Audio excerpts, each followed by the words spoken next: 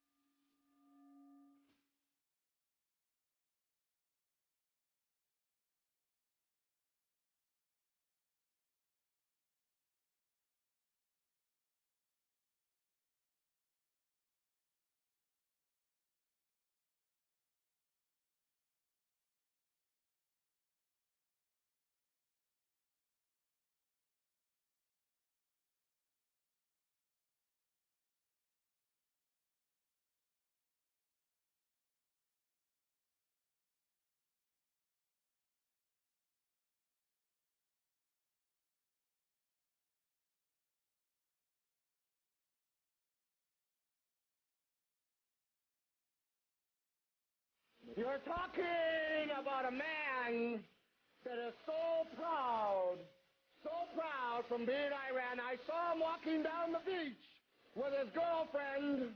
The only difference between him and his girlfriend was 10 pounds and a bikini, and the sheik had the bikini on, and she had the 10 pounds, and no $100 bill on the forehead. You're talking about a guy with a mug like a bulldog who has the audacity to get on TV with this humongous, ugly, nasty face and tell the cameraman to zoom it.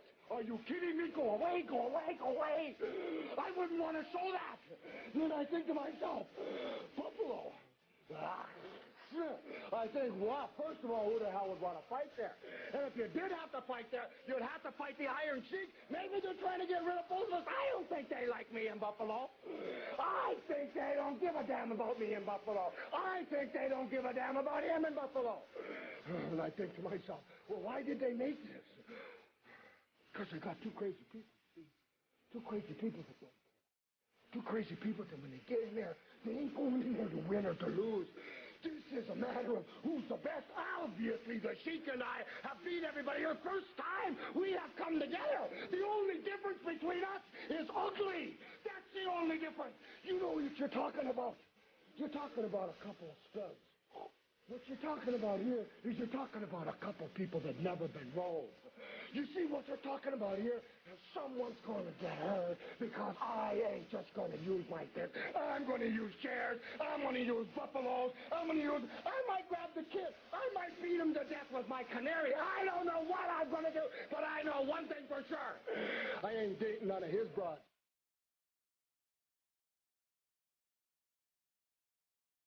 Welcome to Suplex City Limits, episode 18 for August 2nd, 2015. As always, I am Jim Vicious, along with the Bobby Eaton and my Stan Lane. Rando, Commando at your service tonight, ladies and gentlemen.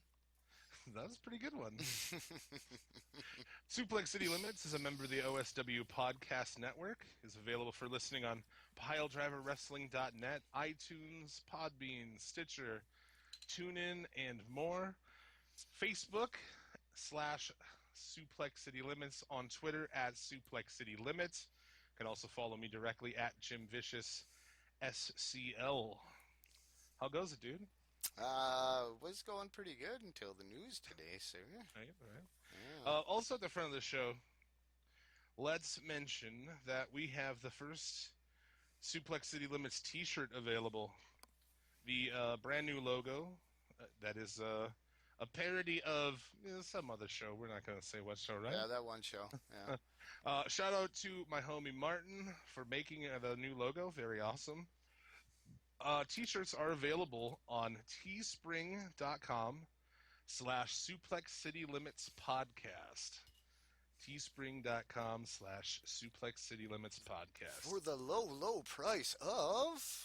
$15. There you go. Oh, shit. What's that?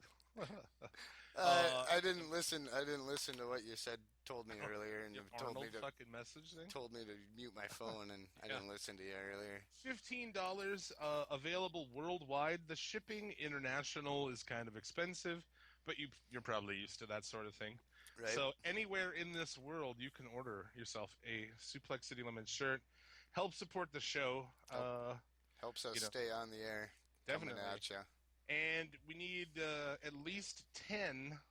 The goal is 25 shirts. And there's, by the time you're listening to this, 10, 11 days remaining. So act quickly, help us out. Love to see him at least get printed, you know? Right. But yeah, hitting the goal of 25 would be awesome too. Like I said, that'll help pay the bills, if you will. Daddy. That's right. That's right, Daddy. But where is the money? We're able to go to the pay window. So yeah, definitely Pay the check money. that out. I think the shirt looks fucking awesome. Yeah, it's a nice shirt. It's what about the other shirt? Is that one available as well? It is. Is it? Okay, Yeah, I'll let you take. Okay, The Diddler The shirt Diddler. is also the available. Diddler shirt. Yes. I don't know. Let me see what the what the address for the Diddler. I also, because people are starting to fucking get behind the Diddler, dude. The Diddler, I also made a Diddler shirt. the Diddler has become quite popular within the last 7 days since we Exactly. recorded last time. Since Yeah, the Diddler is fucking less than that because we're recording before it's released. So yes, less than that, 6 days, perhaps. Yeah, dude, the Diddler. I'm actually going to their website here and searching Diddler. Should come up. Yeah. Diddler. Oh yeah, there she is. There she is. Yeah. Teespring.com/the-diddler-t-shirt. You can also just go to teespring.com and search the Diddler. Search Diddler. Yep. I made that one of the tags. It's like create tag Diddler. Fuck yes. Which you should. Oh, can you? Oh, okay. But you should have put a little Suplex City Limits logo just on the bottom. I know I should have. Yeah, but that's all right though. yeah, the goal on these is 10, and I put it for a longer time. So you have 19 days to buy a Diddler shirt. If 10 people buy the Diddler shirt and it actually gets printed, I'm gonna fucking mark out so hard. The Diddler. I think it's pretty excellent. It's got the Diddler across the top, and then below it's just a very large pair of sunglasses with a mustache. This is so good. It's the Diddler, man. Yeah. It's So- the Diddler. But yeah, I mean, if you're brave enough to order a Diddler shirt, by all means. But Suplex City Limits logo shirt, definitely pick one of those up. Available, small to 5X. There you go, So- man. Big guys can get shirts and everything. Big guys like yourself. Yeah, well, Of course, you're gonna order a shirt, correct, sir? I wear bigger than a 5X T-shirt, honestly. If Do plan you really? to. Oh, I thought 5X would do it. Well, you calling me fat, dude? It would. I probably could wear it, but you know, You wouldn't be comfortable? I wouldn't be comfortable. That's too bad. I'm gonna get you a shirt, Jim. I'll get go you a make shirt. one at. And there are other places online that make bigger ones, Right. like custom shirts. So I could do that. But I figured this was like 5X. There's not many people fatter than me. Fuck. So. But yeah, check that out. And if we go through those, basically this is just kind of to test out the waters and see how shirts do. I mean, we can go with a more conventional method in the future. I have a zillion ideas for shirts, so if we can, if people want to buy this one, then we know that we can sell some shirts. Yeah. We can bust out some other ones too. So We already have like T-shirt gold within the last 17 episodes we've done of this. oh yeah, exactly. What are we on? 18? It was 18. 18, together? yeah. Wow. We got to do something for 25. We'll do something special for 25. I don't Yeah? know. I don't know how special. I'll wear a bow tie. I will. I'll clean my apartment. There you go. No, I'm kidding. My apartment's pretty. I'll wear a clean all bow the time. tie and nothing else. And nothing else. That's fantastic. It's going to be a live video chat, by the way, ladies and gentlemen. Hey man, if it has to be. No, we're not gonna. No, we won't Twitch that one. I don't know how to work that shit yet. But we'll have that one by 1 year anniversary if we make it that far. But as always, That's our goal there, Jim. 1 Yeah. year anniversary will be the live show. But yeah, if you like the show, tell a friend, share the links. help us get more listeners, or like I said, get yourself an excellent looking T-shirt and let people everywhere know that you have a big dick. Because that's what this shirt means. Yep. There you Buy go. a shirt if you got a big dick. That's right. So go get them. I'm buying too. Yeah, there you go. So Awesome. So, the news of the day, man, kind of changed the course of our show a little bit. yeah, we had to. I felt like I had to scramble a little bit, and well, I guess I don't take notes, but like scramble and rearrange my brain a little bit about what's going on because like. Right. First off, the one show that everybody knows just erases everything for us, like that has happened prior in the week. The one show that comes on Wednesday. We're not going to mention it quite yet because we'll get to that soon enough.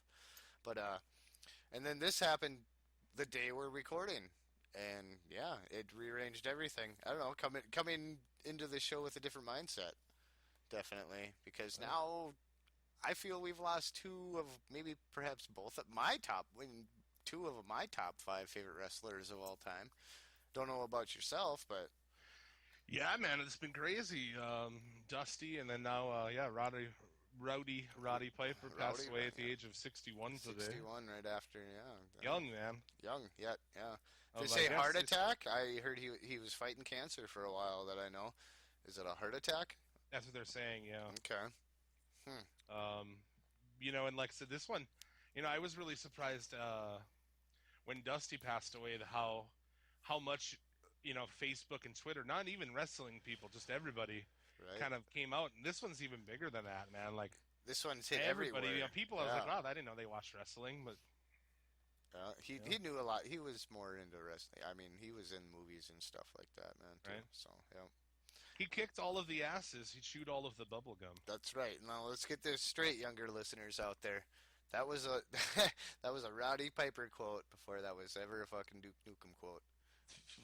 A lot of So people who that's- don't know that. Yeah, so that's If you've never seen They Live, man, you owe it to yourself to check that movie out.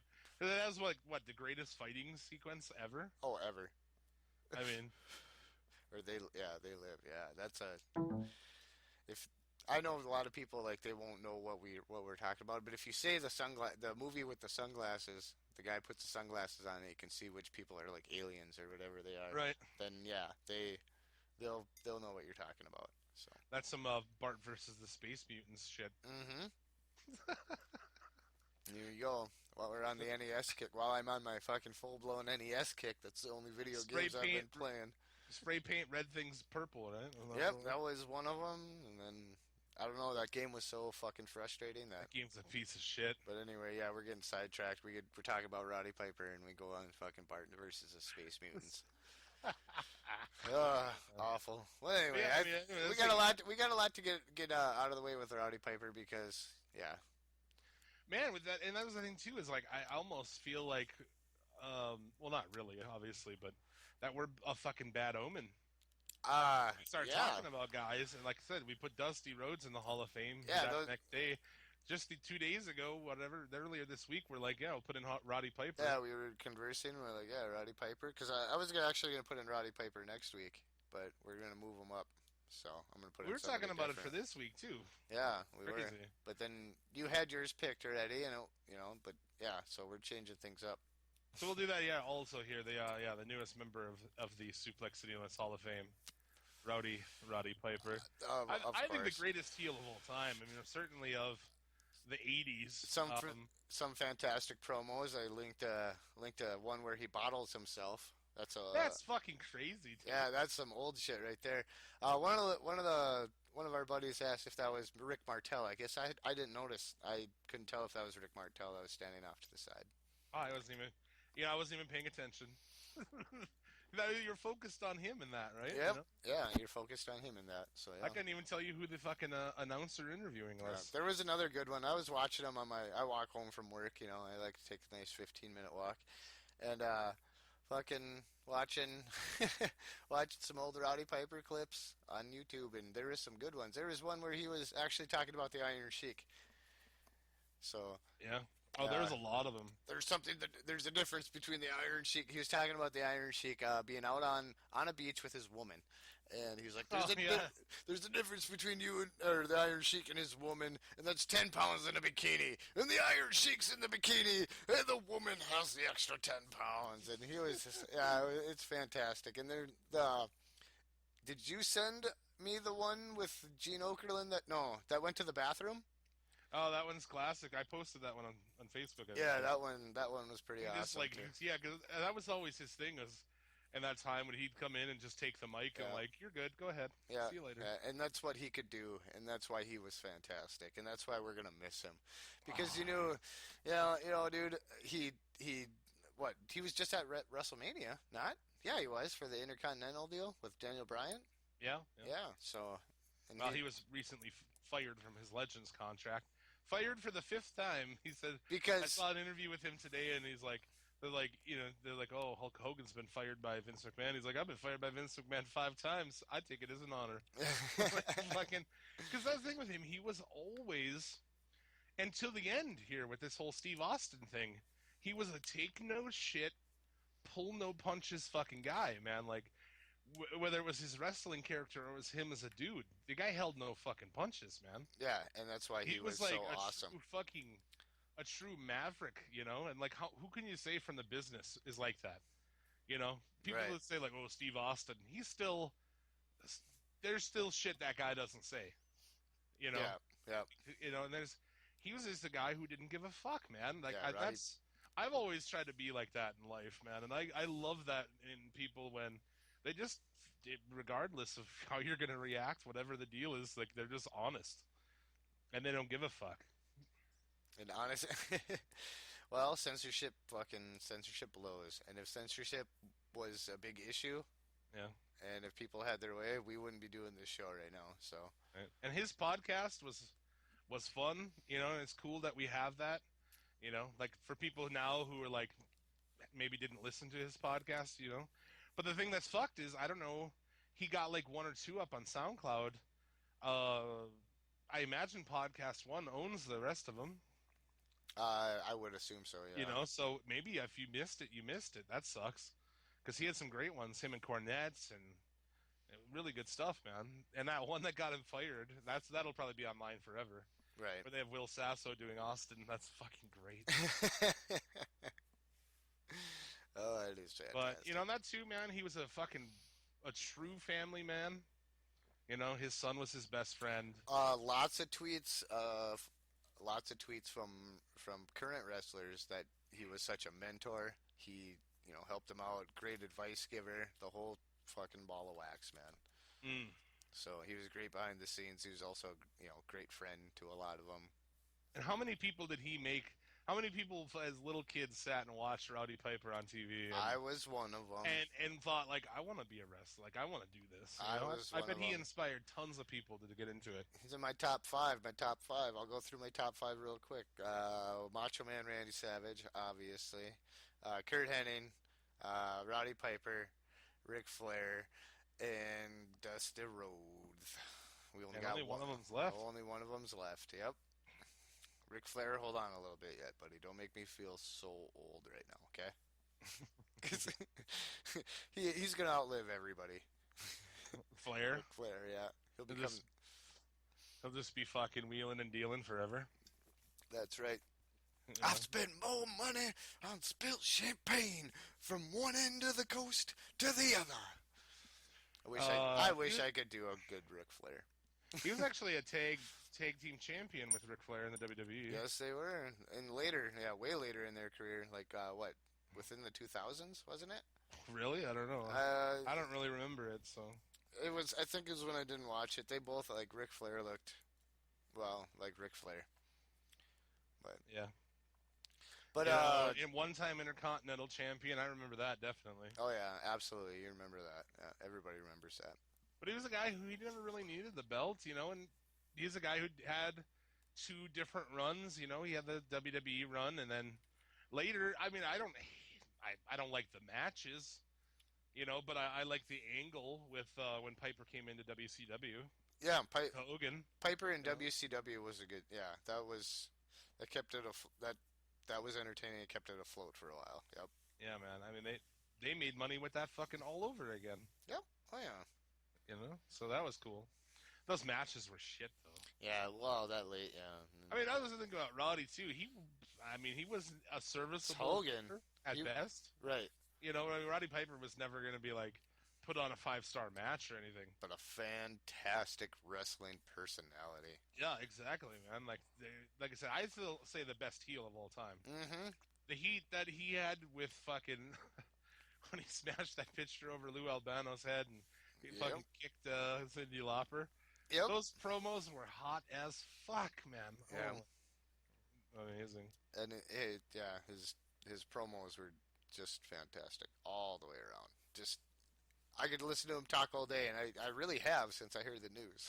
To be real honest with That's you, pretty much I came home and there's so much I can't even remember any of it. I'd quote I just some. hit But, Roddy Piper promo on YouTube, and I started at the beginning, and I watched him until I fell asleep and took a nap. I woke up and it was still like, you know, him. Or what? I don't know, that inward breathing thing. I can't even do it. Yeah. Yep. That you would do, you know. Oh fuck. Yeah. No one had delivery like that either, man, in the history of it. You know, like Oh no. you look at some people and you're like, you know, they're kind of like, you know, they kind of deliver shit like Billy Graham, or they deliver shit like Rick or Dusty, you know, shit like that. But no one's ever really delivered anything quite like he did, man. Yeah, Rowdy Piper. I remember his hiatus when he was fired probably the first time, and he came back for WrestleMania 5. Yeah. That promo was good. He had Robert Downey out there, and who else was out there? I can't remember. Yeah, and that's where he's blowing the cigar. Is that his name? Robert Downey? Yeah. Yeah. Is that his dad? Yeah. Fuck me. Okay. Yeah. Okay. Yeah, that's who that was. And He's blowing a cigar smoke? blasts him with a fire extinguisher. Yeah. Blows it. Yeah. No, it was cigarette smoke in his face. Because Yeah, it was no, it was cigarettes.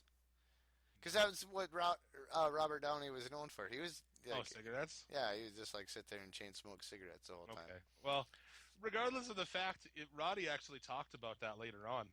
And he's like, you can see when he goes down, after he sprays him, Downing goes down and grabs his leg. And you can see Roddy's like, he's like, I didn't know what he was going to do. He's like, I cocked back with the fire extinguisher.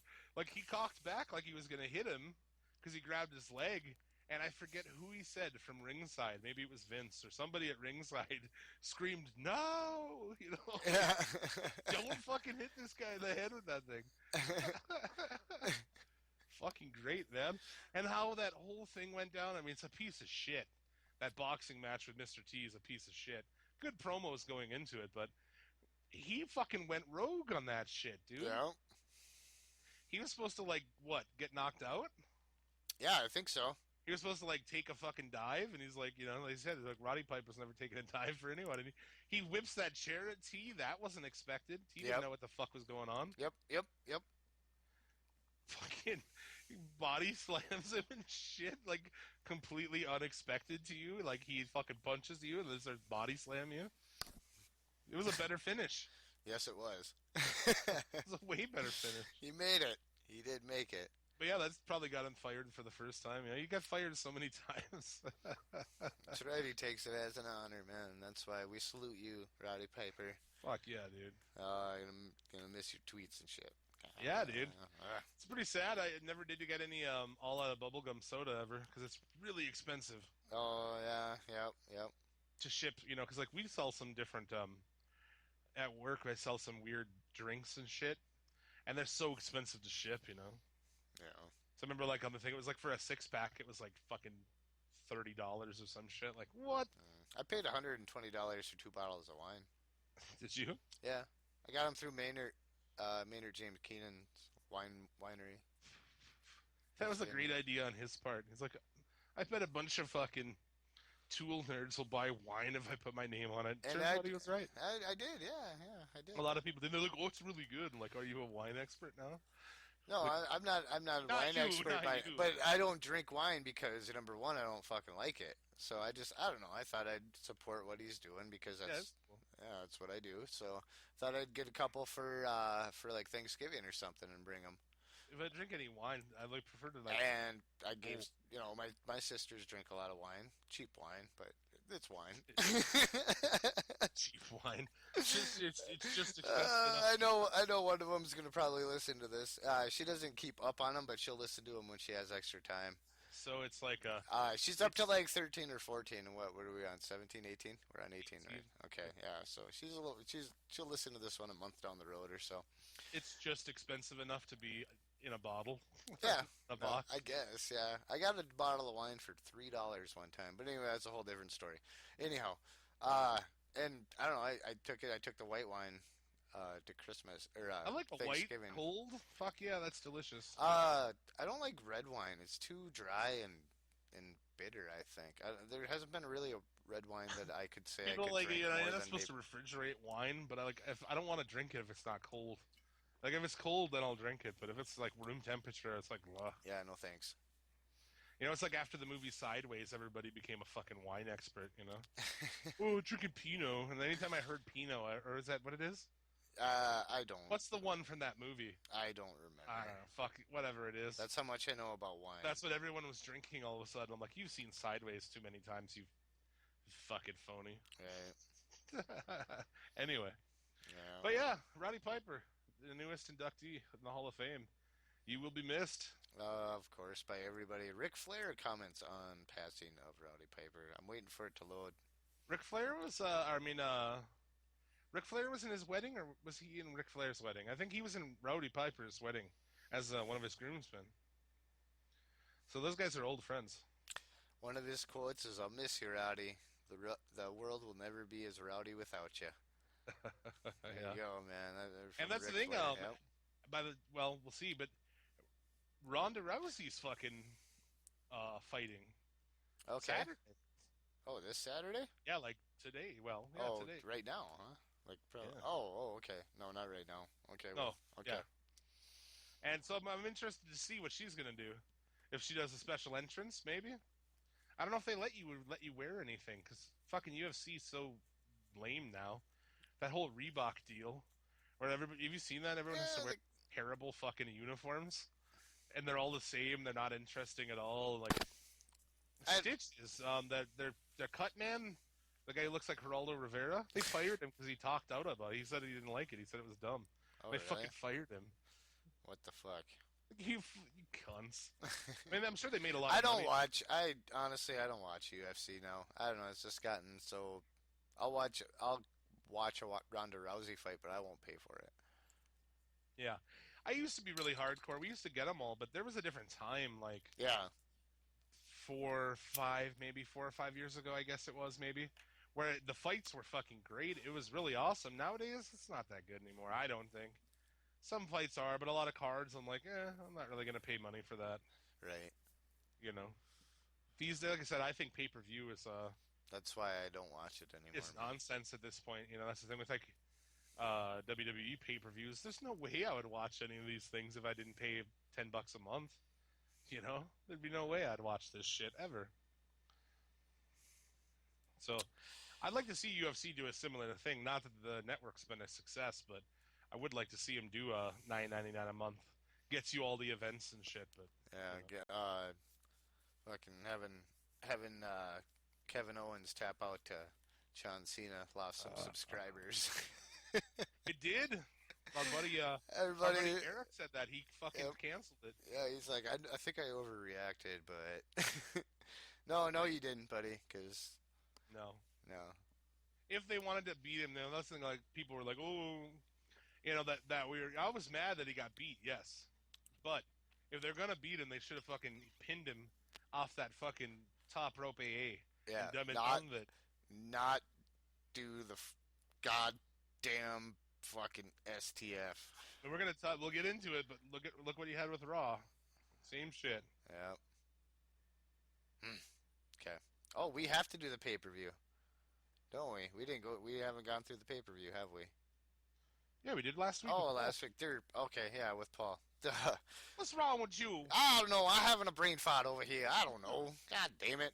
Dude, also, yeah, while we're on it, shout out to Paul and his band Gorgatron, Gorgatron Nodak on Twitter. Go see Gorgatron and Fargo. Dude, he was an amazing guest, man. I loved He was Holy hilarious, man. shit, man. He was funny as fuck. Yeah. Come So, back, Paul. Come back for another well, show. we'll definitely have him back, later on this year or something. We'll have Paul come back. I think I'm gonna go out to that show in Fargo. We should do that show. How are we going to get there? We'll fucking take an airplane. I don't care.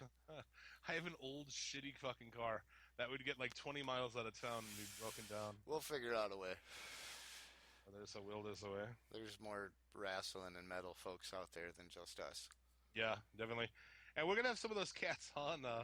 Fully Loaded Wrestling, who, we always to give a shout out to, which is a local indie from the North Dakota, Minnesota area, is having this awesome show coming up here at the end of August. And one night, From Baltic to Boardwalk, which is a band from around here, is playing.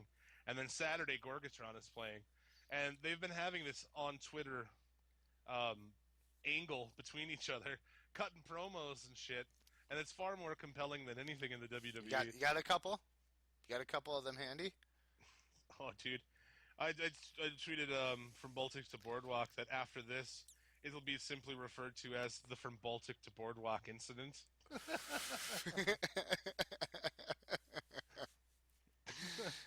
Yeah, Fully Loaded Wrestling. It's a 5-on-4 match, but Gargatron isn't above swinging chairs and throwing beer bottles. Like, they've been cutting all this shit back and forth, and Gorgatron posts this. Oh, it's a picture of Baltic to Boardwalk, and it's like a picture of the Spirit Squad. So it's music and wrestling. That's what it is, huh? Yeah, exactly. So kick ass and go to it. You should plug that shit. Do you have that? We will. I do. Oh God, I remember that. Forgot that I had that. We should have. Yeah, we should. Yeah. It's Friday, August 28th, and Saturday, August 29th. There's two shows in Fargo. Well, actually in Harwood, North Dakota, which is a suburb of Fargo, North Dakota. If you're anywhere in this part of the world, definitely check it out, man. Darren Corbin will be there, who is fucking awesome. Bunch of other guys. It should be a really fun show, man. $10. Yep, there you go. $10. $10 general admission, 15 for ringside seats. Maybe we'll be there if there's enough demand. Maybe we'll be there. Be Suplex City Limits, yeah, man. If you listen to the show and you go to that show, maybe we'll be there. Maybe we will be. We'll drink beers together. Yeah, and watch some good wrestling and some metal. Metal and wrestling. I will be giving some airtime to Gorgatron and from Baltic to Boardwalk here in the upcoming weeks on the podcast. And I have him come and fucking cut some promos. Let him get this beef out in the open. That would be awesome. Yeah, we'll do that. Let's we'll get him on and have him talk some shit, see what they have to say about the fucking Clash. That's something that's funny. We used to do that all the time with Gorgatron. Well, one time Gorgatron came up here and we cut promos back and wrestling promos on each other back and forth. So much fun. Dude, man. Gorgatron. It's the perfect event for it, man. You guys are our friends, but on the stage, we can beat you. Yeah. So that's definitely worth checking out. Oh, absolutely. I want to go. And that's too, man. Wherever you're at, if you have an indie, man, an indie promotion, give them a shot, man. If it's shit, don't go there anymore. But right. If you go out and check them out, man, I've had tons of fun at indie shows, man. Yeah, the one that was up in a certain town up here, that you don't want to go to that town. No, I didn't want to go to that town. I didn't want to go to that town, but this other town's doable. Fargo is doable, but not the other town.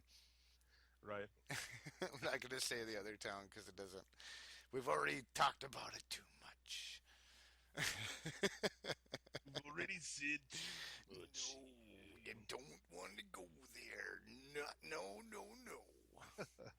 So yeah, man, that'll we'll wrap up on Roddy Piper. So yeah. So anyway, let's. Yeah, that's the thing with stuff like this. I always said it's like it makes it easier when we have tons of stuff. The guy left you with tons of stuff. Yeah. That you can. You got it all at your fingertips. 99% of you do. Go check it out. Everybody that listens to us has the internet. You got it. Go check out Roddy Piper if you're not too familiar with him, or just to do it to celebrate like what he was to wrestling. So, yeah. Anyway, let's continue. Good What stuff. about the week in wrestling here, huh? Oh, dude, we gotta go back at least a little bit. Okay. And Oh, we got the news. Oh, we got more news. That's right. I have Yes, tons of news this the week. Oh, beautiful disaster that is Hulk Hogan. Oh my god. Dude. So we were really we recorded last week really on the early cusp of it, you know. Mhm. It had just started. It had like that broke Friday morning and like we recorded Friday evening. So we didn't have much time. So there's been a lot of things that have happened since then. Why are people I mean maybe if you're not aware of stuff, but like why are people surprised honestly that this guy's a piece of shit? He has shown so many times to be a piece of shit. Like when his son is in prison. That's the new one that came out. Somebody went back through all of the tapes of when Nick was in prison. Remember at the time, some recordings were leaked. 'Cause obviously they're recorded. You're in a prison, and they were talking about a TV deal. You know, oh, get me the best deal. You know, for a reality show when I get out of here. They're like, yeah, you know, kind of a road to redemption thing, and you know, basically blaming that other kid for what happened to him too. He was the negative person, you know, and bad things happen sometimes to bad people, and just crazy shit, you know. So this guy, and I could go on and on about the fucking why, and that's what we said since day one on this. You know, some podcasts like they're gonna have to go and retract all the positive things they said because they're just I don't know who likes Hulk Hogan really. As a kid, you did, but now I mean, fuck. Yeah, he was. But we've shit on that guy since day one of this. But I bet if you go back to episode 1, there's something of us talking shit on him. Oh, absolutely. In every episode from then on forward. So, yes. Brother. That's right, brother. Who you calling brother, brother? Don't call me brother. But yeah, the new tapes have other stuff where he's talking about,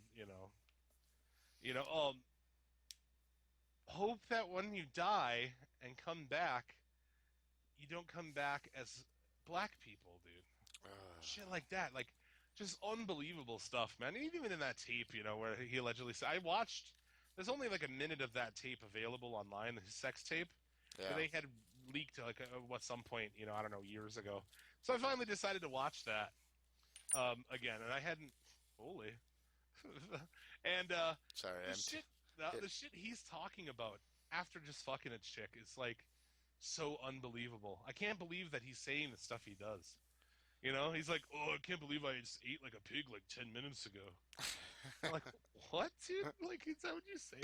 He's like, well, Nick's girlfriend's twin sister has been texting me and saying, like, once my divorce is final, she wants to get with me. And why would you say that to this chick, dude? Like, right. She gives a fuck. You know, in the video, she's kind of like, all right, now get out of here. Pretty much, like, get the fuck out of here. Okay, let's pump the brakes a little bit. What kind of chick out there would actually want to fuck Hulk Hogan? Oh, just like, I ain't saying she a gold digger. Well, there you go. So who the hell? But she who the fuck, broke brother?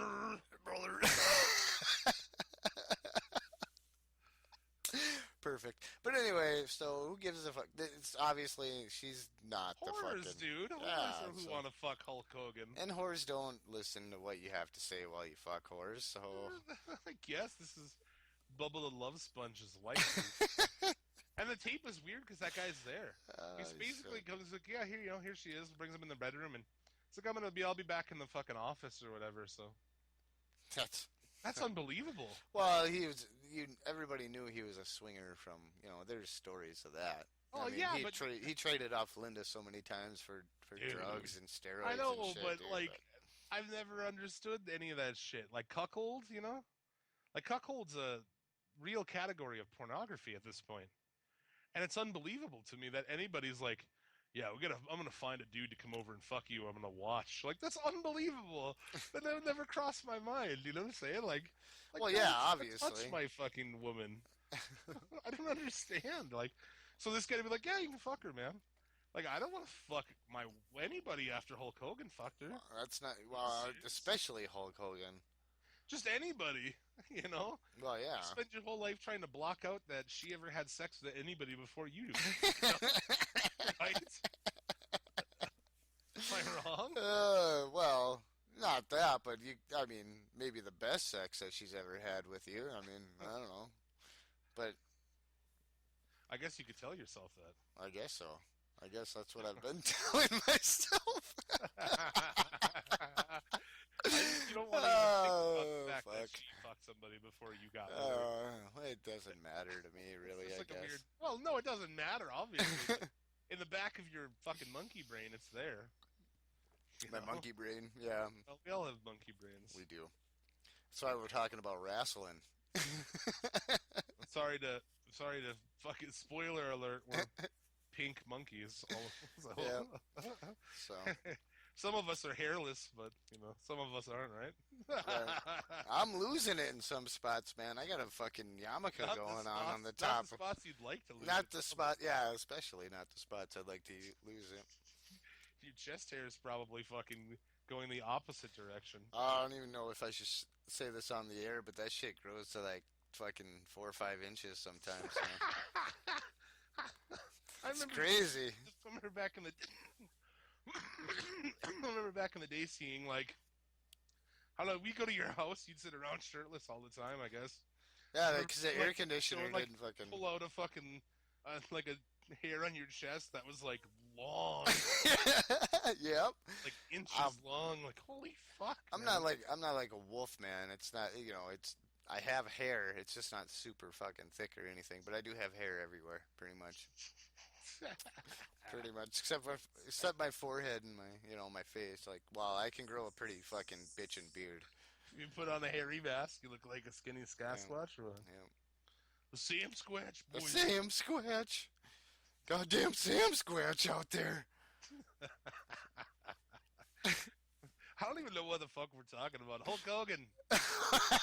Yeah, Hulk Hogan, the Sam Squatches. Mosquito Dick Jabroni. Yeah, you're fucking shriveled up.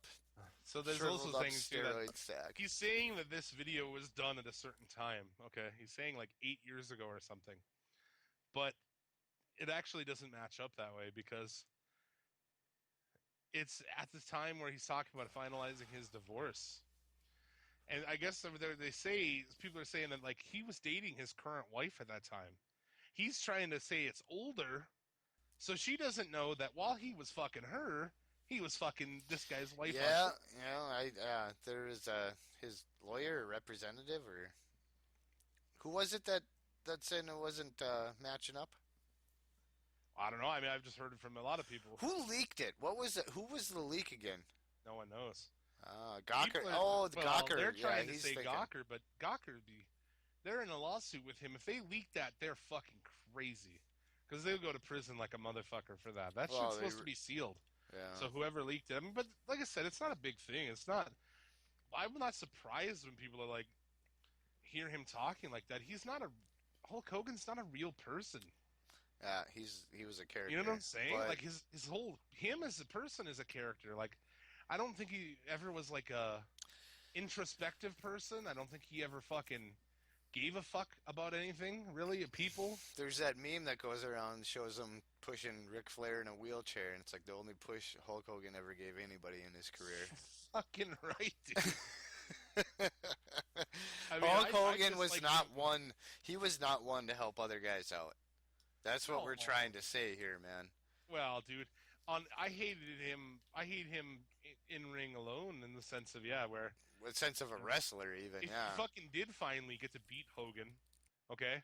Oh, like by the grace of fucking Allah, you were in the books to fucking go over on Hogan.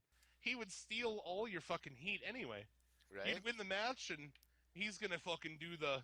He hangs around forever. He comes in the ring, then he does the like raise the other guy's arm, and like, dude, get the fuck out of here. Yeah. I beat you. Roll out of the ring and walk to the fucking back, like anybody else with any fucking decency would do. Right? God damn it. And then this shit's just a fucking joke, man. Him and his wife and his fucking shitty ass kids. Just a bunch of do-nothing motherfuckers, man. Right, dude. Like, his daughter's 27 years old. Like, what has she ever done? Nothing. You know? Nothing besides... And you had every opportunity. That's the thing that's crazy about it. Every opportunity, basically, to do anything you wanted to do. Right, If right. those kids growing up, if you wanted to be a pilot or a fucking race car driver... Well, I think Nick wanted to be a race car driver, but obviously he's not very fucking good at it. Ooh, You know, you could have done pretty much, if you wanted to be a doctor, you could have been a doctor. You could have done anything basically you wanted to do, Right. except for be a fucking singer, because obviously you need talent to be a singer. You can't just like, oh, my dad has a bunch of money and I can kind of sing. You know, so they picked the wrong thing. Right. And it's just, yeah, dude. That's why people, a couple people got on me about being insensitive about the or the Whitney Houston, her daughter, dying basically the same way she did. And I'm just like, look, you know what? When people are born into something like that, you have all the tools at your disposal. And it's not Right. going to cost you an arm and a leg like normal people like you and I. And you have all those tools at your fucking disposal like that, and you don't use them. You'd rather fucking do fucking drugs in a goddamn bathtub. Yeah, dude. You know what? Take a fucking snorkel. Take a fucking snorkel with you. Bathtubs 2, Browns 0. I don't feel sorry for these people. That's why. Oh, she did an awesome rendition of the national anthem at the Super Bowl in '91. Dude, she was high on crack, man. Anybody who's seen that? You guys. Yeah, come on. She's so skinny. Yeah. Oh, by the way, congratulations to Whitney Houston for being sober for what, 3.5 years now?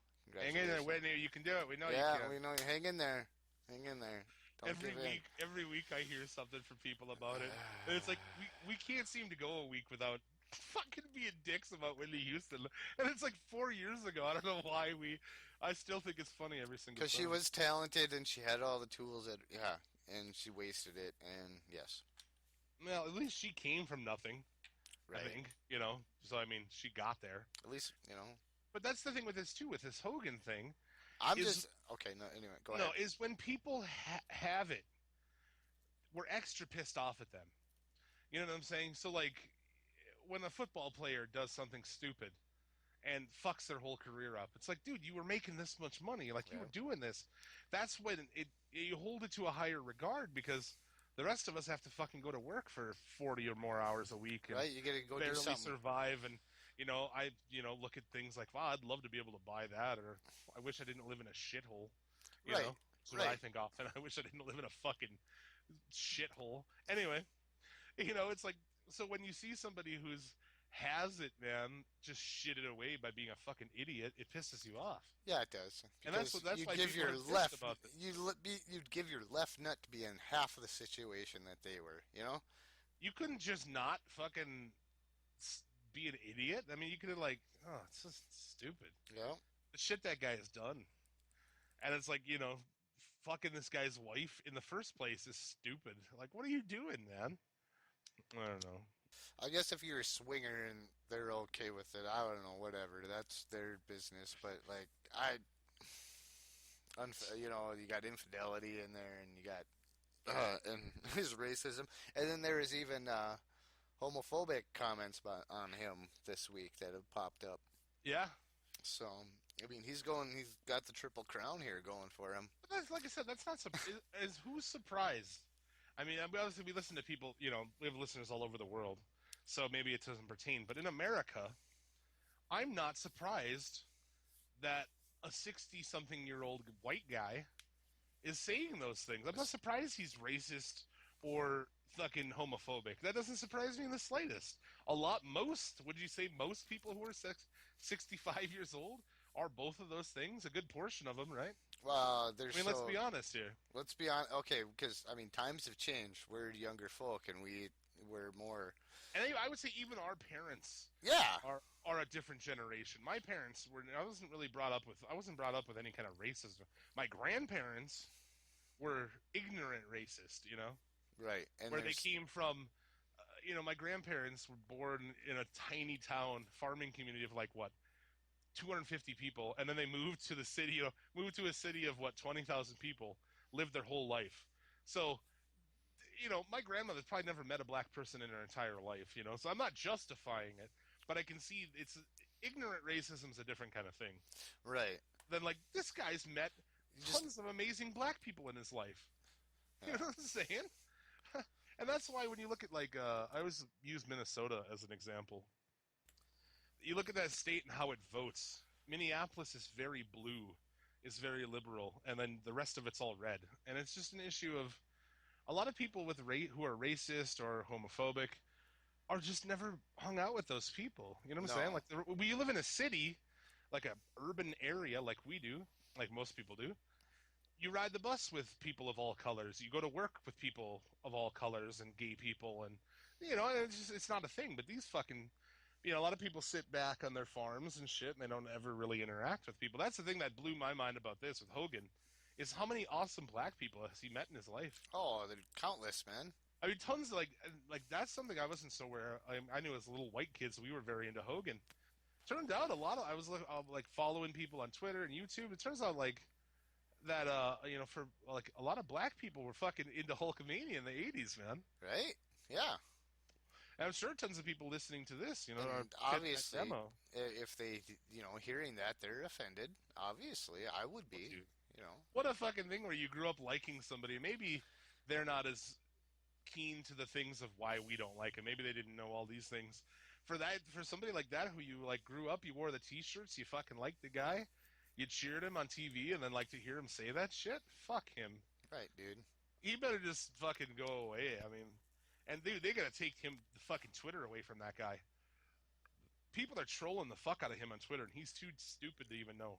Yeah, he's too stupid. He retweeted something. I'm gonna paraphrase it best, but it's like it's like President Obama says N-word on podcast, gets applauded. No, nothing happens. Hulk Hogan says the N-word, he gets fired, and he retweeted that. Like, you are a fucking idiot, dude. Unbelievable. On that podcast, he's talking about growing up as a black person and the racism that he faced. Him saying it on there was awesome. I thought it was amazing. First off, that he did, and I was like, that's fucking commendable. That's awesome shit. How would you liken that to somebody being like, fucking blah, blah. What are you... People defending him are the worst right now. Like, we know you're not racist. What more do you need, dude? What is him going through a tirade like that? Saying those things, obviously he's a racist, dude. Right. And people defend him on Twitter, like, ooh, you're a fucking mark, sir. I don't know what the fuck is wrong with you. You must agree with it. That's well, there you go. That's like somebody who's like, go raise your Confederate flag, and yeah. Oh, fuck that shit. Like, there's probably some of those people who listen to our show, but whatever, I don't care. If that's you, then happy trails, my friend. That's right. To you. Yeah. What else? Fuck, I just had something else, but I lost it. My brain is moving too fast for my mouth.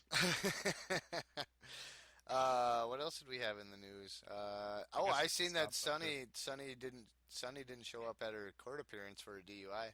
See how Sonny fails to appear in court for a DUI. So, I didn't read the article, I just saw it. According to her Twitter, she was off being fucking airtight with dicks. Oh, shit. There's been more wrestlers than her than Madison Square Garden. Yeah, she had a more. Sorry, that's one of your lines. I just stole that from you. Which one? The Madison Square Garden line. Oh, I prefer the other of the. She's had more dead wrestlers than the Hall of Fame.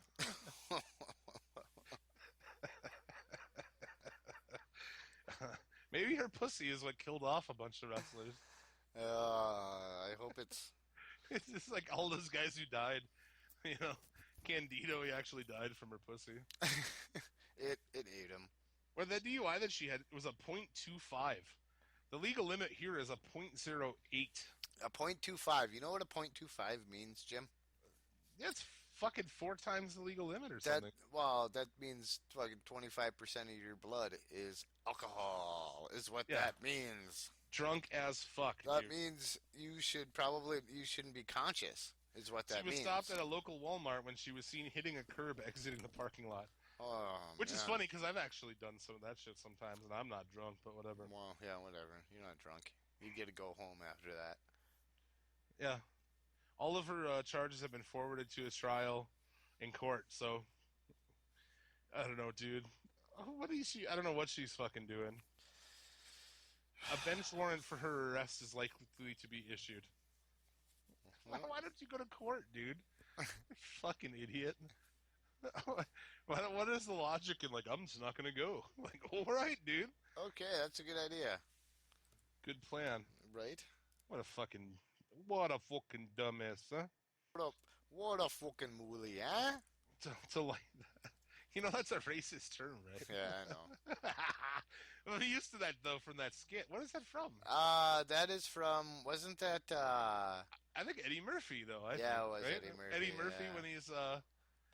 when he's dressed up as a white guy on SNL. Is that what that's from? Yeah, I think, yeah, it is. Yeah, it is. That's fucking. He goes to that little. He picks up like a newspaper and coffee. The white guy Oh, working at the gas man, station. yeah, it is. Yeah, man. Oh, Go ahead, fuck take that. it. Yes. That shit's fucking great. Yeah, it is. Yeah. Eddie Murphy is a white man. Fuck, that's funny as shit. I also enjoyed the Dave Chappelle as a black supremacist. That was The or black white. white They're the supremacist? black white supremacist. That was really funny. Yeah. Clayton Bixby. Yeah, that. Oh man, that's. Oh, I peed. If I told him he was black, he'd kill himself. Dedicated to the cause. He was just here not too long ago. Yeah, he did like two Shows. He did sold 4 out. So shows, he I think. sold out so quick up here that he added another show. I think he did 2 nights, but there was 2 shows a night. I unfortunately had to work both nights and I could not make it. But oh man, I would love to. There's a certain bar. I'm gonna name the bar because people should know this actually. We're always like, you're always very secretive about where we live, and I feel like at this point, like anybody who would give a shit to look would know where we live. Yeah. Okay. So a bar here in Bismarck. Anyway, we've said it before. Anyway, on the air. But anyway, the Loof. Okay. He went up there with like his crew and everything. He went up there, have a drink after one of the shows one night. I don't remember which night it was, but he had a big old boombox and he come walking in there, with it, up on his shoulder. What? Yeah, man. Because the industry I work in, you know Yeah. people that work there and shit. Anyway, comes up there with a fucking boombox like that, all blaring. Comes in there, like with all his buddies, and they're all gonna get drinks and everything like that. They're gonna chill, have a good time. And he come in there with that boombox blaring, and the owner or the manager was there, and he's like, "Nope, get out! No, you can't bring that in here." And he's like, "Well, okay, whatever. We're gonna go somewhere else." I don't know where they went after that. Excuse He me. did that? Yeah. Fuck that. I'd be like, dude, I would be like, Dave Chappelle came in here one time with a boombox. This is fucking the coolest thing ever. Yeah. Just bring him in. Let him fucking stay. I'd let him take over the fucking. I'd let him, shows like, what do you want? Everything's on me tonight. Have a good time here. That's all, you have fucking free roam. You're Dave fucking Chappelle. As long as he's not like smashing shit or getting crazy. Well, yeah, as long as he's not breaking shit, but just having a good time, Yeah, dude, that's stupid. It's a celebration, bitches. Yeah, welcome to fucking North Dakota, Dave. Although that is Sorry pretty about absurd. that. Our town gave Ron White a citation for smoking indoors. Yeah, that was in a bunch of public shit. area, and he was pissed. He's not There coming was a back police here. officer who was at the show, right? Yeah, or And something. he I took don't it know. on him. What a piece of shit that guy is. Like, fuck I'm gonna take it on you. myself to ticket this guy for smoking. Yeah, Fucking fuck shut up. you. Get the hell out of here with that shit. Not that I'm a big Ron White fan. He was Hey. the only good comic out of that whole bunch of Yeah. whatever the fuck. I seen the Fluffy at that place at the Belmayhouse. Oh yeah, I don't like that guy. I love that guy. He's funny, man. He is funny. I like that guy. But yeah, it was a good show. I disagree. 5, 6 comedians before him, and it was awesome. So Yeah, the venues. I don't go to anything there because it's like they have these old school seats that are Yeah, tiny. My fucking ass would you'd not be- fit in there. yeah. But yeah, there's some cool shit there, and yeah, that was a really good time. I can't remember what else I went there to see. There was something else. Like I don't really. I usually we would go to a lot of shows at the venue, which is an awesome place for shows. Right? The best place to go, in my opinion. Little place, but yeah, I got tickets. My girlfriend's loves Slipknot, and they're coming to town, so I got tickets for it. Oh, nice. I But, was thinking about going to Slipknot actually. In the Yeah. seats, and I'm like, we're gonna go, and we have general admission seat tickets, but my ass doesn't fit in these fucking seats, dude. So I don't know what we're gonna do when we get there, but no, whatever. Those seats in like fucking a lot of those places too are like. I thought fat people were taking over, man. But that's one thing we don't get is any kind of seating. They're gonna make you start to jog, Jim. I am gonna. Well, I'm not gonna jog. You got seat tickets? I was thinking about going. I was thinking about going to Slipknot. I got my old ass is too fucking old to go down on the floor. Well, it's general floor or general seats, and it's like I'm not gonna go stand for fucking 4 hours. Fuck that. Yeah, that's true. Yeah. Fuck, dude. I'm not gonna last for 4 hours. You could say, here, stand here for 4 hours. I'll give you $1 million. I wouldn't fucking make it probably. For 4 hours straight, just for like $1 million, huh? I don't think so. I don't think I'd make it. But yeah, Ticket Bastard. Fuck, man. I ordered some tickets today. And every screen you click, there's a new charge. So, like, first screen, you're like, okay, tickets are this much. Cool, I'll take 2. Next. And it adds the venue fee and the $2 $9 fees for service. Really? Like, what service, dude? I'm doing it online. Yeah, I'm printing them out. So $18 for that, and then I click next again, and it's like $4 more for something. Every page I went to, it added more money. $60 in the end for a ticket to see Slipknot. That's nonsense, dude. One ticket for Slipknot? Yeah, $60. Wow. Maybe I won't go. Exactly. Yeah, I could use that. We can use that money for the podcast. Well, my girlfriend's favorite band, and I promised her that I would take her to see that at some point. I would consider going if they promise to play everything from the first album in Iowa, and that's it. Yeah. So fuck the rest of that shit. Fuck the rest of that shit. No, but I remember, like I was saying, and it sounds, obviously, it is an old guy kind of thing. Mm-hmm. But I was like, in 1996, I saw Metallica play for over 3 hours for $21.50. So I don't know, but whatever. Mm-hmm. Suicidal Tendencies is opening on this tour for Slipknot, though. That would be okay. Yeah, okay. That's cool. Might make it worth it. And then Beartooth is the opening band, who I like those guys. Beartooth? I don't think I'm familiar with them. Yeah, they're a newer band. They're on Red Bull Records, dude. Whatever the Red Bull. Really? I didn't know Red Bull owns a record company. Oh, okay. I was not aware. Wow. Okay. Anyway. Right on. Okay, back to wrestling, huh? Well, back to wrestling. In good news, John Cena's been pulled from a bunch of shows. Yay. Oh, man. His broken nose, it saw it right away, man. Oy. Why? Well, I don't know. Do you think that was a potato? Do you think that was an accident potato, or do you think that was was it one of the three? Was it an accident? Was it on purpose, or were they just too dumb to fucking sync the move up together? One of our listeners was messaging me today. Shout out to Eric. He messaged me, and I hadn't really thought about it. He's like, do you think this was like the talent going rogue? Do you think people backstage were like, fucking go in there and fucking throw a potato on him, break his fucking nose, man? Yeah, I wouldn't doubt it, dude. If I was back there, I don't care how friendly John Cena is. I would say, fuck. That guy has had his moment. You know, the worst thing they can do, don't fucking do it. If he ties when fucking Ric Flair. He's going to pass it. I hate this. I will stop watching WWE. I will have nothing to say about WWE. You might have to find yourself another co-host there. If there's no, if there's no Lucha Underground, I don't want any part of fucking wrestling, dude. Well, Ring of Honor is pretty good. I don't know how we're gonna do it. Like, welcome to the Ring of Honor podcast. No, it's just wrestling. Oh man, I hate that idea.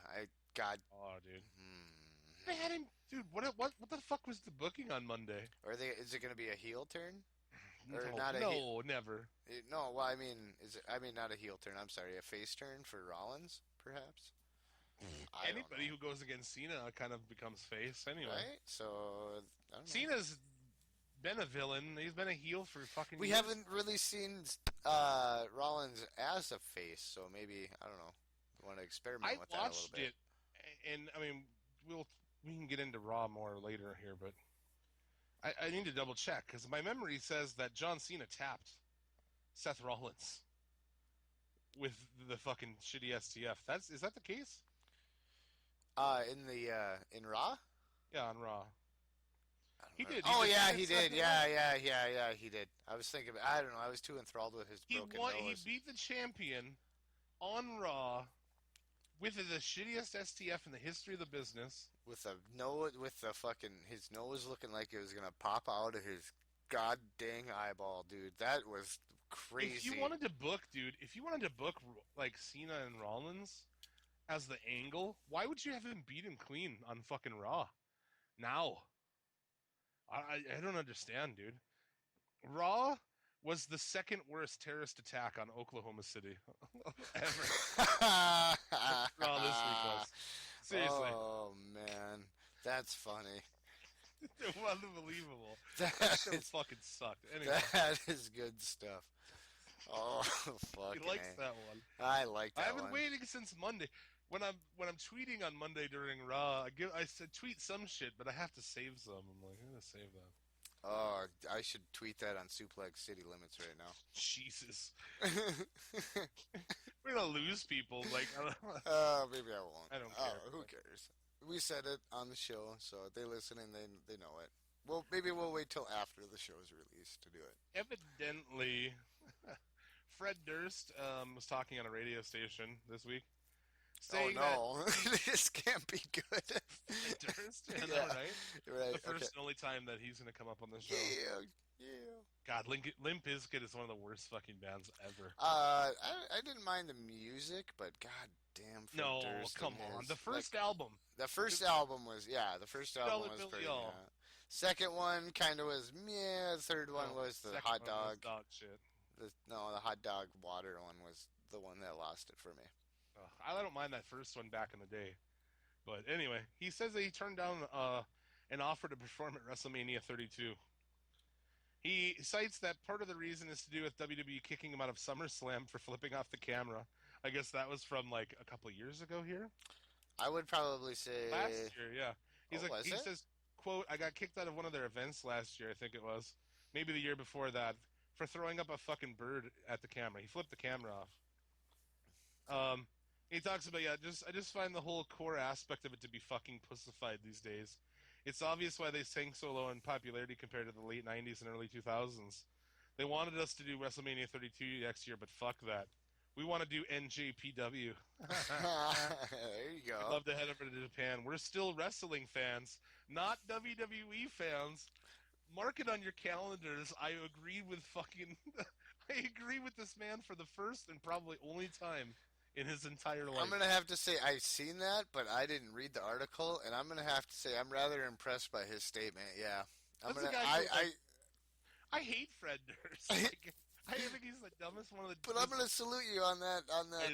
Yeah, I give it to you, man. That was fucking on point to shit. right. Yeah, oh man, he couldn't be more right about the state of wrestling right now. Well, state of WWE. Well, anyhow. state of WWE. Well, they're a big part of the. It's fucking like a what? What do you think? 70% market share, at least. Oh yeah, probably more than that. So there you go.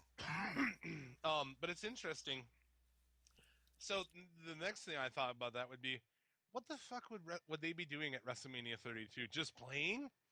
I don't think so, because they put out an album that was, obviously a piece of shit, and it got no traction. That was like 2 years ago already. Mm-hmm. Fred Durst has they come did. up. Fred Durst has. Well, I guess. Biker Undertaker came down to Roland, dude.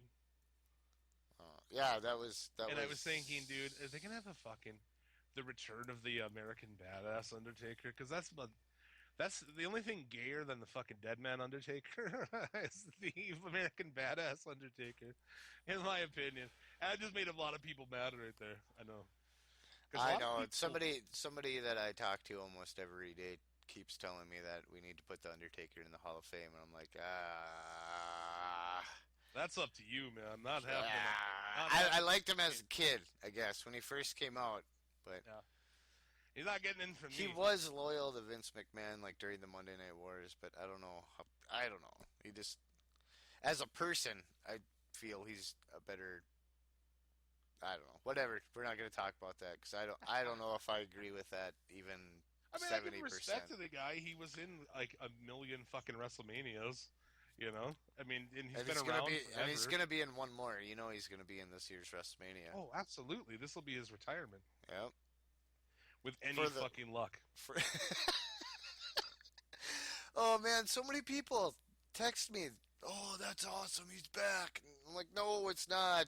Timing's dumb. Everything's stupid right now. And like, what a terrible. I mean, you bring him back. You just shit on the main event to bring him back. I'm not a fan of that shit where you just waste a match you use a match as a backdrop for something like that. I just ugh. This is what I would have done with this last pay-per-view and leading up to Rumble and WrestleMania. With this, if you wanted to bring The Undertaker back, this certain angle right here. What I would do is I would have had Brock beat the living snot. Well, have a good match, but end up having Brock win against Rollins for the title, and then you have your Brock run because you got time with him. You have 3 years at $5 million, or is it the other way around? It's actually being reported to this last day or two by Melzer that sounds like he signed another deal on top of it to have more dates for more money. So you might start seeing Lesnar more than you have. But okay, yeah, I don't mind Lesnar. I'll stop. I'll watch when Lesnar's out there. So yeah, I don't mind him. He's one of the. The only thing I have with it is the way that they've done it now is they've painted themselves in a corner. Yeah. That there's nobody conceivably who can beat him. You know what, John Cena? Well, that's what I was gonna say here. You're gonna conceivably beat him, but I was gonna say have him beat Rollins for the title, and then you have a build up to the Royal Rumble I don't know what you do for SummerSlam. You just have him. Well, anyway, it'd be part of the build up. You'd have up to the Royal Rumble. You'd have him lose the title at the Royal Rumble, and then bring the fucking Undertaker back then and do the WrestleMania thing because you got more time with Lesnar. Trying to take a shot in the arm, though. They need a shot in the arm because their ratings are at an all-time low, and people are very down on the product right now, as they should be. That's because it sucks. It's because it sucks dick. You know? So I think more people would watch if Lesnar was champion right now. What you're going to get is Lesnar beating him at SummerSlam. Undertaker beats him at WrestleMania. Undertaker retires. It's so fucking... That's the thing. Lesnar It's not even creative, dude. It's not even, like... Jim, inventive whatsoever. Lesnar was so face. Lesnar was so goddamn face. Every fucking city they stopped at popped when Lesnar came out. Now he have him as champion. Everybody's like, "Oh, Lesnar's champion now." Oh, really? Okay, I'll watch it. Cool, you know. Boom, you got more fucking viewers. Why do this now? Well, I guess Undertaker's back. I guess smart wrestling guys like us would be like, A lot of people like. There's a lot of people who are hardcore WWE. A lot of them are hardcore fucking Undertaker, and like I said, I mean, I just don't. I don't really get it. Undertaker's got a lot of fans out there. Don't get me wrong, but I think having Lesnar as champion would have brought more viewers to Raw. I think it's like, how do you fucking get the? You don't put the belt on him because you don't know how the fuck you're gonna get it off of him. You got it off of him once. That's how you build the guy up. You see if not only and I think wrestling, he's easy too. Like you got to have somebody work with Lesnar is what you have to do to make a good match, to make it good, make it look good, and be like after that match, you're like awesome. Okay, I can believe now that he can logically beat Lesnar. You know, to have a good match like that. So you have to have somebody work with him for a while. That's why I say use SummerSlam all the way up to the Royal Rumble for him to feud with maybe two guys, see if he's got chemistry in the ring with one of them, or one of those two guys, and actually have Lesnar out there where he can do a good fucking match with somebody, man. I don't think he can. You don't think he can? No. I think he's athletic enough, but you gotta have him work with somebody longer than what he has. Because it's just nonsense. Besides fucking John Cena. It's like, okay, yeah, his Raw shit's cool when he comes out and smashes people and fucking destroys cars and all. Okay, great, but when it gets to the pay-per-view, the matches are not interesting.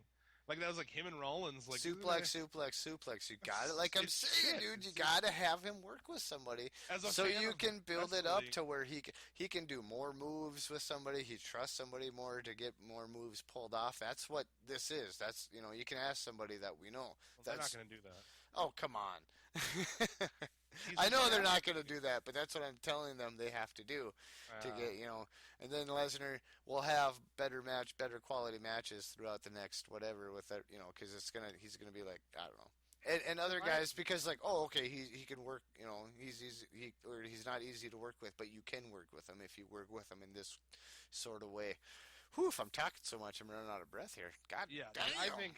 I think his matches are the drizzling shits, man. They're not from a wrestling fan perspective. I didn't mind the WrestleMania match actually with When I Roman could Reigns. watch amazing fucking matches in Ring of don't- Honor or Lucha or I don't New mind. Japan. Well, yeah, okay. Why would yeah, I want to watch this guy do well, like 20 suplexes? if I'm paying $10 and I like wrestling a lot, so I'll watch WWE and I'm gonna shit on it. Like when I watch Raw and stuff like that, man, I'm able to fast forward through it, and I fast forward through a lot of bullshit, and I get to see what I want to see, and there's likable shit in it. There's shit I do like everything with Bray Wyatt. Anytime Bray Wyatt's out there, I'll slow it. I'll watch it, and the Divas with all the new girls coming up from NXT.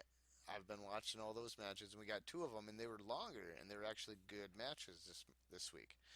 But the main angles can just, the main angles are the drizzling shits right now. That women's shit, to me, to be honest with you, from my perspective, is a couple of those chicks can work, but as long as you shoehorn chicks who can't work in a match with them, then it's not good. It's not good anymore. Like, I mean, like Charlotte and whatever. Who was that a couple of weeks back? Charlotte at the pay-per-view with Charlotte, Brie, and Becky Lynch. Becky Lynch, yeah. And it's like Brie Bella ruins the match. She makes it terrible because she sucks. Yeah, you're right. And as long as they're gonna shoehorn in the Bellas or like that Fox chick, I don't know how good she is or not. I don't really know. I don't even seen her But wrestle. they did a lot of spots where Brie was outside the ring, and that was the good. Alicia But Fox, what I'm saying, I can see where you're coming from. she got concussed this week, by the way, on Raw. Oh, that's too bad. Anyway, what I was saying was,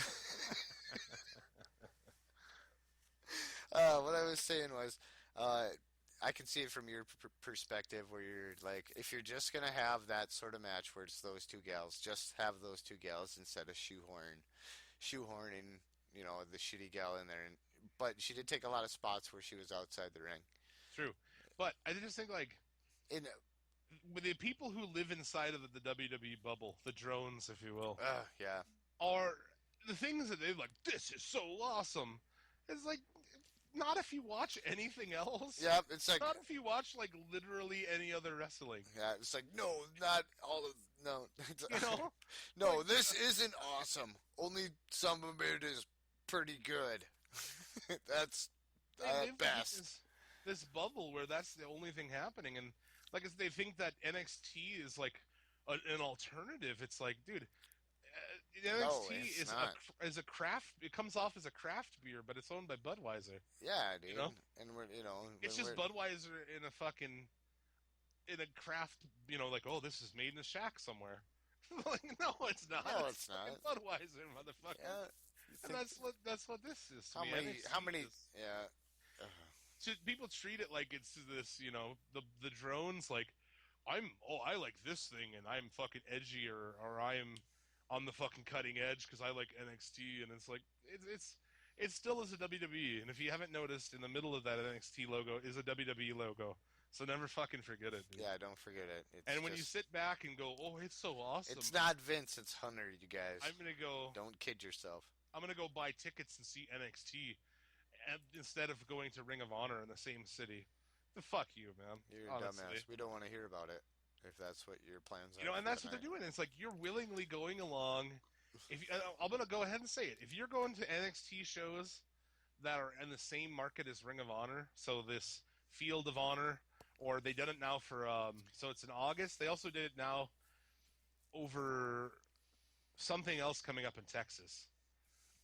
San Antonio, maybe? I don't know. One of their future pay-per-views where they're running against Ring of Honor again. If you go to that NXT show, you are fucking part of destroying the business of wrestling, honestly. Yeah. We don't Really? Yeah. You have the blood of the business on your fucking hands. Go to the better show with the better wrestling. God damn. It just, that's the thing is, like, you can show this company that you don't like it. I mean, obviously people are tuning out, but it doesn't seem to change anything. That's the weird thing about it. Mm-hmm. It's as bad now as it was. It's as bad. I mean, it's not like it's better than it was 6 months ago or a year ago. I mean, isn't it always kind of at its worst point? We came into it. I mean, I was just gonna say earlier, like, it's taken a nose. Like, if you go back and you listen to our first couple of episodes, we're like, oh yeah, it's not too bad. It's pretty good. Well, they brought everybody up that was worth a damn down there. They brought everybody NXT, up. you're saying. Yeah, NXT. That's true. There is. You go back like a couple of months, when NXT was good, and that seems to be the consensus. I know a lot of people who listen to the show have said the same thing. Right. Like, if this was 4 months ago, I would have disagreed with you, but as it stands right now... yeah, it's meh. NXT is such a nothing show. Yeah, it is. We'll get into really, it later, it's turning into Tough Enough. There's nothing happening on that show. There's no fucking star power. Just a bunch of kind of fucking... They brought everybody up all at once. They only brought up like 2 guys. Well, I mean, and the Divas, because part of it they're was... still working, because there was what? Charlotte wrestled fucking Dana Brooke on NXT. Oh, okay. Spoiler alert, Dana Brooke still fucking sucks. Anyway, moving on. Layla retired from the WWE. Somebody posted that, and I was like, who? I don't remember. Yeah, she's a member of Lay Cool, and I'm like, oh. And that is, I don't know what the fuck. When did she wrestle last? Did she wrestle anytime recently? No, if it was within like a 2002 to 2000 like last summer or last Survivor Series, I don't. Well, she's just retired now. So what has she been doing for the last year? Hurt? Probably just traveling. I think she's English, and I know a lot of people who I trust said she was a good worker. So maybe I don't know, but she's retired. I don't really know anything about it. Somebody's like, lay cool, and I'm like, that sounds fucking stupid. Like, just saying lay cool, that sounds fucking stupid, like something I don't want to watch. This I thought was fucking interesting, dude. Plans for a WWE Network special on a beach, allegedly. With the success of the live event in Tokyo, WWE is discussing holding a live show on a beach. It would be very similar to the first Bash at the Beach event that was held on Huntington Beach about 20 years ago. If they do it, they better just call it Bash on the Beach, dude, right? Well, yeah. They own the rights to that. Because, they didn't take any of those, dude. I mean, some of those were dumb, but I mean, Great American Bash over the 4th of July, that sounds... Halloween Havoc had a lot of potential, but never played out to be much of... Yeah. I like that name. I don't know. They're too fucking full of their own shit to do anything like that, They're way too full of their own shit to name a pay-per-view event after a WCW event. Why not? That's... What a bunch of dicks. Obviously, there's no surprise to anybody that we think differently than Vince McMahon, so... Obviously, we have fully functioning fucking brains still. That's right, yeah.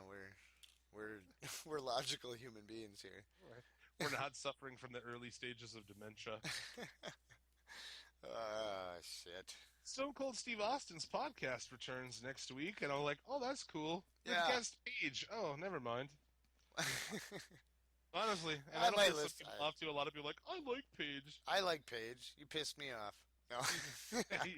She's a fucking an obnoxious idiot of a human being. I mean, I think just wrestling is her strong suit.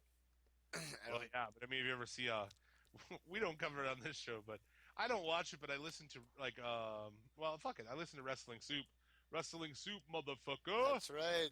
They follow us on Twitter, man. Yeah, that's badass. Yeah, thanks for the follow, by the way. Yeah, shout out to Wrestling Mr. Joey Soup. Numbers. Yep. Yeah. If you listen to any other podcast besides this, you should listen to that one. But don't leave us for that. Yeah. Because we'll get jealous and our hearts will be broken. And we might have to start a promo. Driving by your house late at night real slow and shit with the park lights on.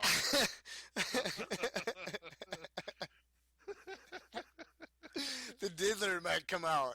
The diddler. Yeah, that's right. We might send you the might diddler. you might see the diddler creeping around your house. That's right. We're gonna send the diddler on you. It's a fucking 3-man tag team here.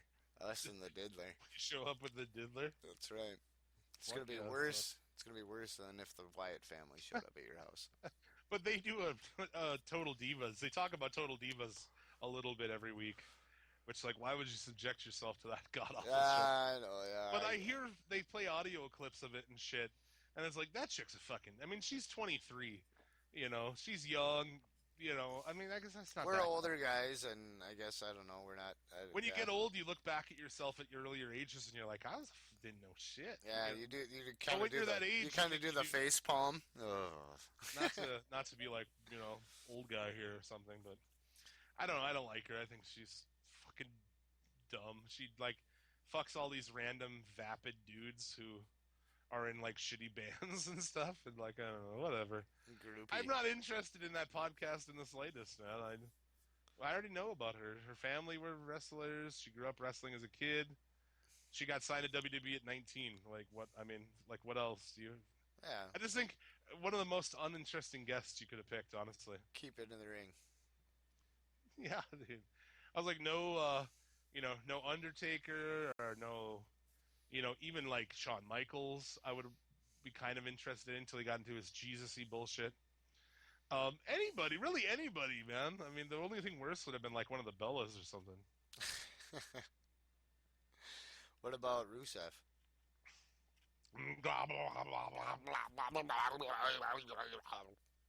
We'll talk about that. I thought you didn't like that spot. I liked it, but anyhow, we'll talk about that shit in a minute. Come on, man. I thought it was. I laughed out loud when he was like, "Yeah, take the fish." When he was like, I don't know. I thought that line, the way he delivered it, it was perfect. I don't know. I just they missed laughed. a perfect opportunity for a fish slap, though. Yeah, the fish slap would have been. Fish slap. Nobody got. I think Rusev should have taken a fish slap. Yeah, dude, that would have been awesome. Yeah, that would have been fucking like she gives the fish to Lana. Lana takes the fish. Fish slaps Rusev. Yeah, 100 times better. Right yeah, then you have my interest for a little while. So yeah, but I don't know. It made me laugh. It put the fact that there was a take the fish. I kept saying that like probably throughout the rest of Raw when I was sitting here watching it with Steve. I think I kept saying that for a little while. Only 10 seconds before that, though. When he's like, we'll name it Dog Ziggler, I about fucking just threw my TV off of it. I was like, I was questioning, like, why the fuck do I watch this? I got to that point. But then the fish, I don't know, something about the way he delivered. Take the fish. He's on himself. Let's call him Dog Ziggler. Terrible. Yep. In better news, Rob Van Dam returning to the WWE soon, possibly. What's he gonna do? Is he gonna announce or is he gonna do some commentary or what? He revealed during a Q&A at the Mid-Atlantic Legends Fan Fest in Charlotte, which is going on right now, which is awesome. I guess a member of our WrestleMania group on Facebook, he was there, and Jim Cornette cussed him out. Pretty awesome. I guess he was having Jim Cornette sign his book, and he was talking to somebody else, and then, like, Cornette pipes up. He's like, where the hell is Wade? God damn, dumb shit or something. Gotta deal with dumb shit people all day. Like, you got cursed out by Cornette? That's amazing. Wow. Like, I would pay $10 to have him cut a fucking quick promo on me. Oh, yeah. I would pay more than that. And that's where I would play it every week on this podcast. I haven't listened to it yet, but he did a show from there. And I doubt he's going to delve into the Hulk Hogan shit from this fan festival. So that's the first thing. When things happen in wrestling, when they're like, oh, Hulk Hogan said all this, my first thought is, okay, what are we going to say on the show? And my second shot is, I got to hear what Jim has to say about this. Yeah, let's hold on. Yeah. Anything that happens, like with TNA, it was like, oh, they're getting dropped. I was like, oh, God, I can't wait to hear what he's going to say. If you're going to listen to 3 wrestling podcasts, listen to the Jim Cornette Experience. That's right. But we better be your main bitch. I want to be your main bitch. You know, Love I don't want to Jim be a Cornette. side bitch. Suplex City Limits Hall of Famer Jim Cornette. You know. But he said that he hasn't been able to sign anywhere else, even if he wanted to, because it'd be a breach of contract. So he's got some kind of a deal still with them, and he will return again. He's not in a big hurry to come back, but he'll wrestle at an undisclosed time that likely isn't, quote, too far off. So, Rumble, maybe? oh, that'd be cool. So, yeah. They kind of wasted him last time they had him. They just we're going to use Rob Van Dam to put over a bunch of our guys. Yep. And it's like, fuck you, man. I don't know. I like Rob Van Dam a lot. Yeah, he was He's a guy awesome. Who, he was never awesome. got enough of a run. Yep. He was fucking kick-ass in ECW, man. His old ECW matches were the fucking shit. Oh, dude, when he'd do when he was pulling the Mr. Monday Night and fucking leave and go to Raw and all that shit, oh my god, what a perfect heel for that ECW crowd. Yep. So well done. Yes. Absolutely perfect. Soon to be, perhaps. Suplex City him. Oh yes, future Hall of Famer, definitely. Yeah. Okay. So we've talked about. It seems like sister. What the fuck is it? Abigail? Sister Abigail. Yep. May become a thing. Bray Wyatt's sister, Mika Rotunda. When your name is Mike and you name your daughter Mika, that's pretty fucking ridiculous. The sister of Bray Wyatt and Bo Dallas has expressed interest into getting into wrestling and was recently at the Performance Center in Orlando for a tryout. Okay, I got one thing to say. Since my hiatus, since coming back last Survivor Series, I didn't know until this week that Bo Dallas and Bray Wyatt were brothers. I did not know that. We've talked about that on here. Did we? Well, we talked about Bo Dallas joining, and we said, being brothers, they'd, I don't know, yeah. Oh, I guess I didn't. I didn't catch that though. I did miss that. So you just found that out, huh? Yeah, I did just this week. This when I read that. They don't look story. alike at all, do they? No, they don't. That's why I don't know. I thought you meant, being brothers as characters, Oh, sure. Yeah. Just, I don't know. Yeah. So I was like, I think that's cool. Yeah. But you'd have to work her up pretty quick. Where's she been training and shit? I don't know if she's been training really at all. Sounded like she's had interest in getting into it. Maybe she's going to be kind of like a manager angle. Yeah, I mean, she probably doesn't have to work or anything. If she's anything like Bray, dude, she's gonna be awesome on the mic. I think even Bo Dallas is good on the mic. Bo Dallas makes he makes it easy for you to hate him. Watch somebody come out and beat his ass. A lot of people legit hate that guy, outside of story angle. I actually like him. I think the whole "you got a Bowie," I think it's funny, man. It's a good wrestling heel angle. Yeah. It is, man. Oh shit, that was good. It just, I don't know. That's a bummer, man. To come out in the way. What do you mean? What do you mean that's a bummer? No, referencing the Big Lebowski. Well, I mean, I thought you were saying it's a bummer that I think that's a heel angle. No, never mind. Oh, okay. No, I mean, bring her in as Sister Abigail. That'd be cool. Maybe she's good on the mic. That's what I'm saying. I think that'd be kind of cool and fun, and it'd be interesting to see what they can do. I wouldn't have Sister Abigail talk. You don't think so? Nah. What would you have her do? Stand there and be creepy. That's about it. Think so? Yeah, I think so, man. I don't know, we talked about it in the past with with Bailey or whatever. As long as they don't do some sort of stupid thing like they did with Kane. No. Yeah. I mean, he isn't. I don't know. I haven't really followed. It depends what her. You don't know what her mic skills are. Maybe she can come out and talk all fucking super creepy. I don't know. Yeah. I mean, because what's the deal? Would you like him to? God dang it! This Newcastle's making me a little dry in the throat here. I might have to grab some water here in a sec.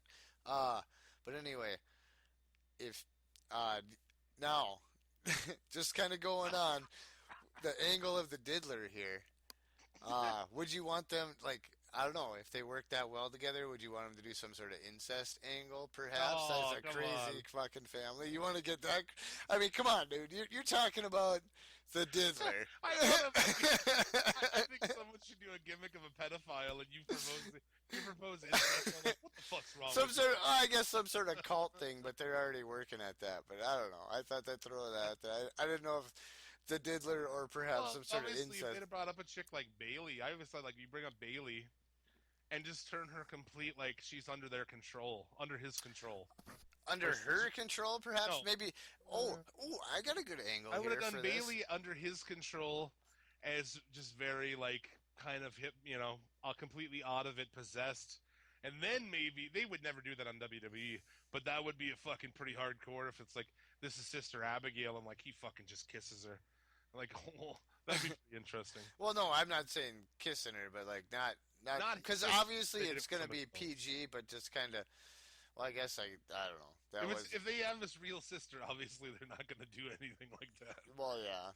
They wouldn't anyway, but I don't know the background of what Sister Abigail's supposed to be, really. I mean, I remember, like, that rocking chair he used to have, which they just took away from him. Maybe she doesn't have use of her legs or something like that, and she's the one that possesses Bailey and makes Bailey go out and do whatever in the ring. I think we watched too much Lucha Underground. Oh well. We're like, she's fucking zombified, right? And no. Oh man, I can't wait for a new Lucha next week. Oh, dude, Lucha this week blew my fucking balls off. Oh, I was all marked out at 4 a.m. watching. I was like, I'll watch this. I was like, if I fall asleep, I'll watch it in the morning right away when I wake up. You didn't fall asleep. I didn't fall asleep. That first match, I marked out. I was all Jim Ross, but we'll get to it later. So, I don't know. I mean, and then, like, he had that chair, which was great, I thought. And then they just, like, push one angle on Raw, like, to get him through one night. They're like, oh, he smashes his chair. And now he doesn't have the chair anymore. And that was awesome. Like, where the lights go out and come back on and he's, like, sitting in a chair that you couldn't see before. Right. That's fucking awesome. Like, to sit and, like, oh, we need to... Well, he breaks his chair, that's why they fight. Well, they've always been and then notorious. now he doesn't have it anymore? That's stupid. Like, what a waste of a cool little thing, That's We're going to always... take part of your cool entrance away because, we need a fucking one night worth of an idea. We can't think of another reason for you guys to fight, so... We're going to make you lose your chair tonight. No, like, I think they could bring the chair back. I think that's acceptable to the WWE crowd and... the angle, but if they do it right, that's what I'm saying. And maybe like what I was kind of saying earlier, maybe like Sister Abigail can't, perform. Maybe perhaps she's catatonic or something. Some sort of past trauma that I don't know. You know what I'm saying? And she's the one that possesses. And I don't know. You could even work some angle way down the road that she's the one that's possessed Bray throughout the whole time, huh? Yeah. For a crazy character change if he ever needs one. So there you go. That just proves how fucking poor their writing is. Yeah, because I just came up with that on the fly. That's the rest of the stuff. stuff. I don't know. I mean, if you tasked me with, or like we had here, Orton and Sheamus, and they're like, all right, it's up to you to come up with an angle for these guys. I'd be like, I don't fucking know. Like, these guys are so fucking done. Like, let's fire them. Fuck it, But Bray Wyatt, you could go any way. Like, that opens it up to do all kinds of different shit. There's a million different things you could do with that character, and I just feel like until this Reigns thing, which is better. Yep, it's better. It's one of the It's one of the watchable things on Raw. Yeah, and he fucking beat Reigns, which I was amazed by and pleased by. Obviously by bullshit, but I don't care. Don't care. He went over. He should have been shit by bullshit. Yeah, that makes sense. Did you notice this week with Ring of Honor that Ring of Honor only is playing later now? Oh, really? Yeah. I guess I don't know. I guess they dropped or are dropping that first airing of Destination America before Impact. So now it's Impact followed by ROH. I guess I DVR mine, so I guess I didn't notice. I watch it the next day. At least for the next 2 weeks, yeah. They only have the 10 o'clock Central, 11 Eastern airing, so after that. What the heck? Episodes of Bigfoot in America will air in the 8 p.m. time slot instead. I'd probably watch that shit. I fucking love anything with Bigfoot. I'm gonna be straight up with you. I hope my DVR doesn't record that next week You instead. better fix it, yeah. Sasquatch. It's goddamn Sasquatch out there, Ricky. We know your legend's real. Fucking love Sasquatch shit, dude. Yeah. We all know that Sasquatch doesn't exist, but what this television show presupposes is maybe he does. Maybe. Dun, dun, dun. I'm way more intrigued with alien shit than anything, really. I like that shit too. I like anything with creatures, dude. Even if it's I just think it's really naive of us to think that we're the only planet floating around out there. I think the only people who think that are like hardcore religious people, and they're dumb. Or like God made us 6,000 years ago. People who legitimately think that Earth is 6,000 years old. Those people exist, man. Lots of them. Mm-hmm. Holy fuck. It's scary. It is. There's a lot of people that think Donald Trump would make a good president. And that's my God. even scarier. Well, I guess I don't know. Those type of people are the same type of people, I think. They're the same type of person. You think so? I think so. They're crazy. They're crazy in the goddamn head, man. Yeah. Take some boomhauer. Crazy in the head there, you know. TNA fired MVP, if you hadn't heard that. That's too bad. They blame him for the Hernandez incident. Oh, God. Instead of blaming yourselves for not making sure that his fucking that he wasn't under contract, this has happened to them before. I was going to say rumors earlier on Hogan. There's rumors that Dixie Carter may be involved in some of this shit, so I don't know. That's just rumors. I don't have I don't have a credible source about anything heard that too, about man. this. So, no, that's right. Oh God, I would love for that. I really just don't know if I can comment on any of it. So I'm just not going to. You know that bitch is racist. Her first name is Dixie. Come on. A fucking crisp hundo to anybody who wants to take action on that shit, dude. Right, man? Fuck. First name I'll make is so much Dixie. money, I'll be able to fucking quit going to work every day. We can do daily fucking Suplex City Limits. Bitch! How would people feel about a daily Suplex? It'd be way shorter, obviously. I'd say an hour a day. Yeah, we give you, if we could do this every day, we do an hour a day. I'd do an hour a day. Yeah, I could do an hour a day. I'd do as many hours in a day as you want. We could watch Lucha while doing it. That'd be. Oh yeah, we do all kinds of nonsense. That'd be fucking fun as hell. Yeah. We could have video game tournaments where you could play, where you could try to wrestle the Diddler in WWE 2K. That's coming, dude. Yeah, we're gonna do that. On Yep. Xbox One or PS4. I can make it on my side too. Hey, come on. We're expanding our audience here. Xbox One or PS4. You send me the template for the Diddler, and I'll make the Diddler on the WWE PS4. 2K16 comes out, you can fucking step up and take on the Diddler. Take on the Diddler. That's right. Prepare the to be Diddler Challenge. Motherfuckers. The Diddler Open Challenge. Every week there'll be an open challenge. You want some? Come get some. Diddler. That's right. We're calling you guys out. That's right. Go reserve your copy right now. WWE 2K16. We're gonna We'll plug their game because actually it's the only wrestling game out there. Man. Teespring.com/Suplex City Limits Podcast. Get our logo shirt, or go ahead and get yourself the official Diddler T-shirt. The Diddler. That's right. Step up and challenge the Diddler. God damn it, dude! If 10 people order that thing and it gets printed, unbelievable. So like I said too, I guess I say that on the show here too. If you buy really, I don't know. I don't even want to suggest people buy the Diddler shirt.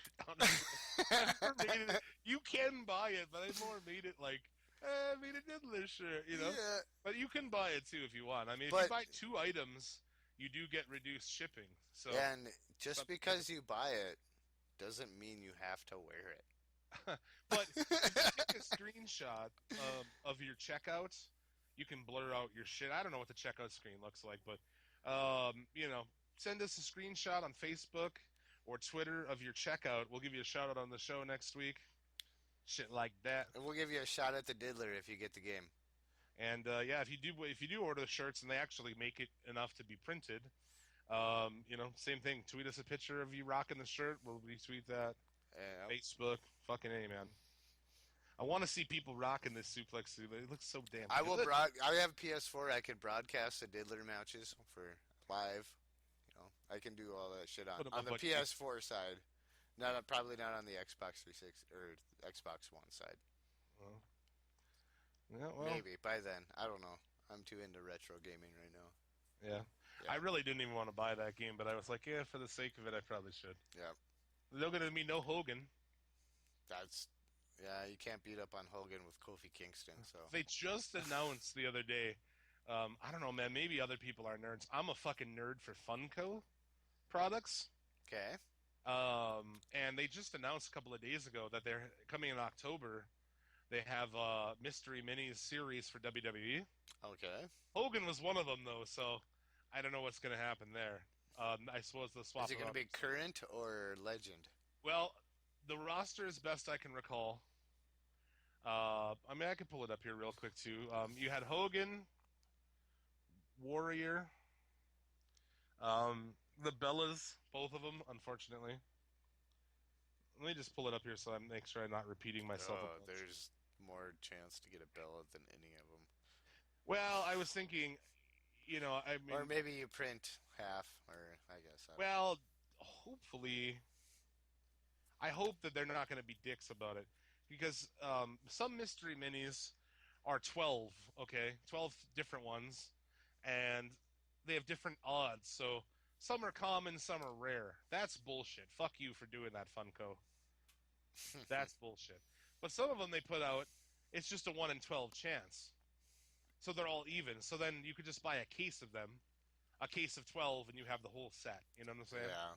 Which, that's how I prefer it. Putting the rare ones in there, like, a friend of mine just, because we'll buy them back at our stores. Yeah. So you can come in and sell mystery minis if you get doubles and shit, which is cool, I guess. But she paid, we had for retail $50 for the alien from Mars Attacks, who was a rare figure for the sci-fi one. And it's like, that's bullshit. $50 for a tiny little thing because it's rare? Horseshit.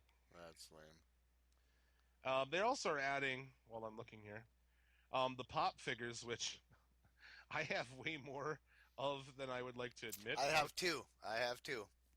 Oh, yeah? Yeah. Macho Man Randy Savage, and Boba Fett. Oh, you got Boba Fett. I got the bobblehead Boba Fett, yep. Yeah, I got the, I just bought the ones that we sold a couple just to try them out, but I got Hogan, Brother, for some reason. Because he was on sale, I think. Yeah, he was, I bought a couple on clearance, yeah. But I got Hogan and Macho, and then I've got Rey Mysterio and The Rock. Rey Mysterio's a good one. Rock, I would probably buy, yeah. It's the current Rock, but they're adding... I'd be pretty happy with that, with like a Christmas or a birthday present. In October, they're adding Sting as a pop figure and Andre the Giant as a pop figure. Andre looks fucking great, man. Oh, I'll get the Andre one. He'll go on the other side. Macho's over by one of my surround sound speakers, over on my right. And then I sent you a picture. Okay, cool. Right on. We'll post that. Yeah, right on. Andre looks fucking great, man. I'll put Andre in the Hall of Fame sooner or later. Oh, yeah. And they also are doing pop figures of the Bellas. Fuck that shit. I don't care.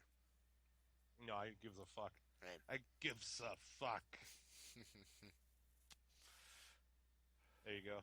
And the mystery minis, Hogan will be replaced, obviously, but it's Hogan, Flair, Ultimate Warrior, Daniel Bryan, Undertaker, the Bellas, Iron Sheik, Andre, The Rock, Cena, and the most odd one of all, George the Animal Steel. Really? I wouldn't mind a Flair and George one. He's got his green tongue. Nice. Awesome. I sent you a picture of those too. Check them out. Where is my phone? Right here. Did you try checking up your ass?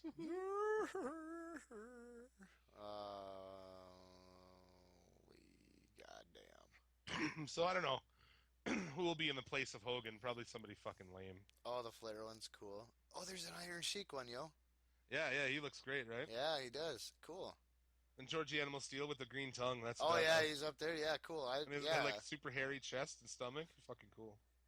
Daniel Bryan one isn't too bad. Andre the Giant one looks badass. Yep. You see that pop figure too of Andre? That looks great. Let's go back here. Oh, yes, dude. Oh, there's a Sting one too. Yeah, I'm not into Sting. Right? And like, yeah, when he was rivaling NWO, that wasn't. But even the pop figures, they do a lot of that shit where they'll be rare. He has ones. the sideburns. That's cool, man. Nice. Yeah, like if you pre-ordered the super ridiculous version of this year's wrestling game, you got an NWO Funko, pop figure. Oh, really? So, yeah, that's the only way you could get it too. And like there'll be ones like if I pre-order the game. No, the last year one. Oh. 15. If you pre-ordered the Ultimate Hulk Hogan edition.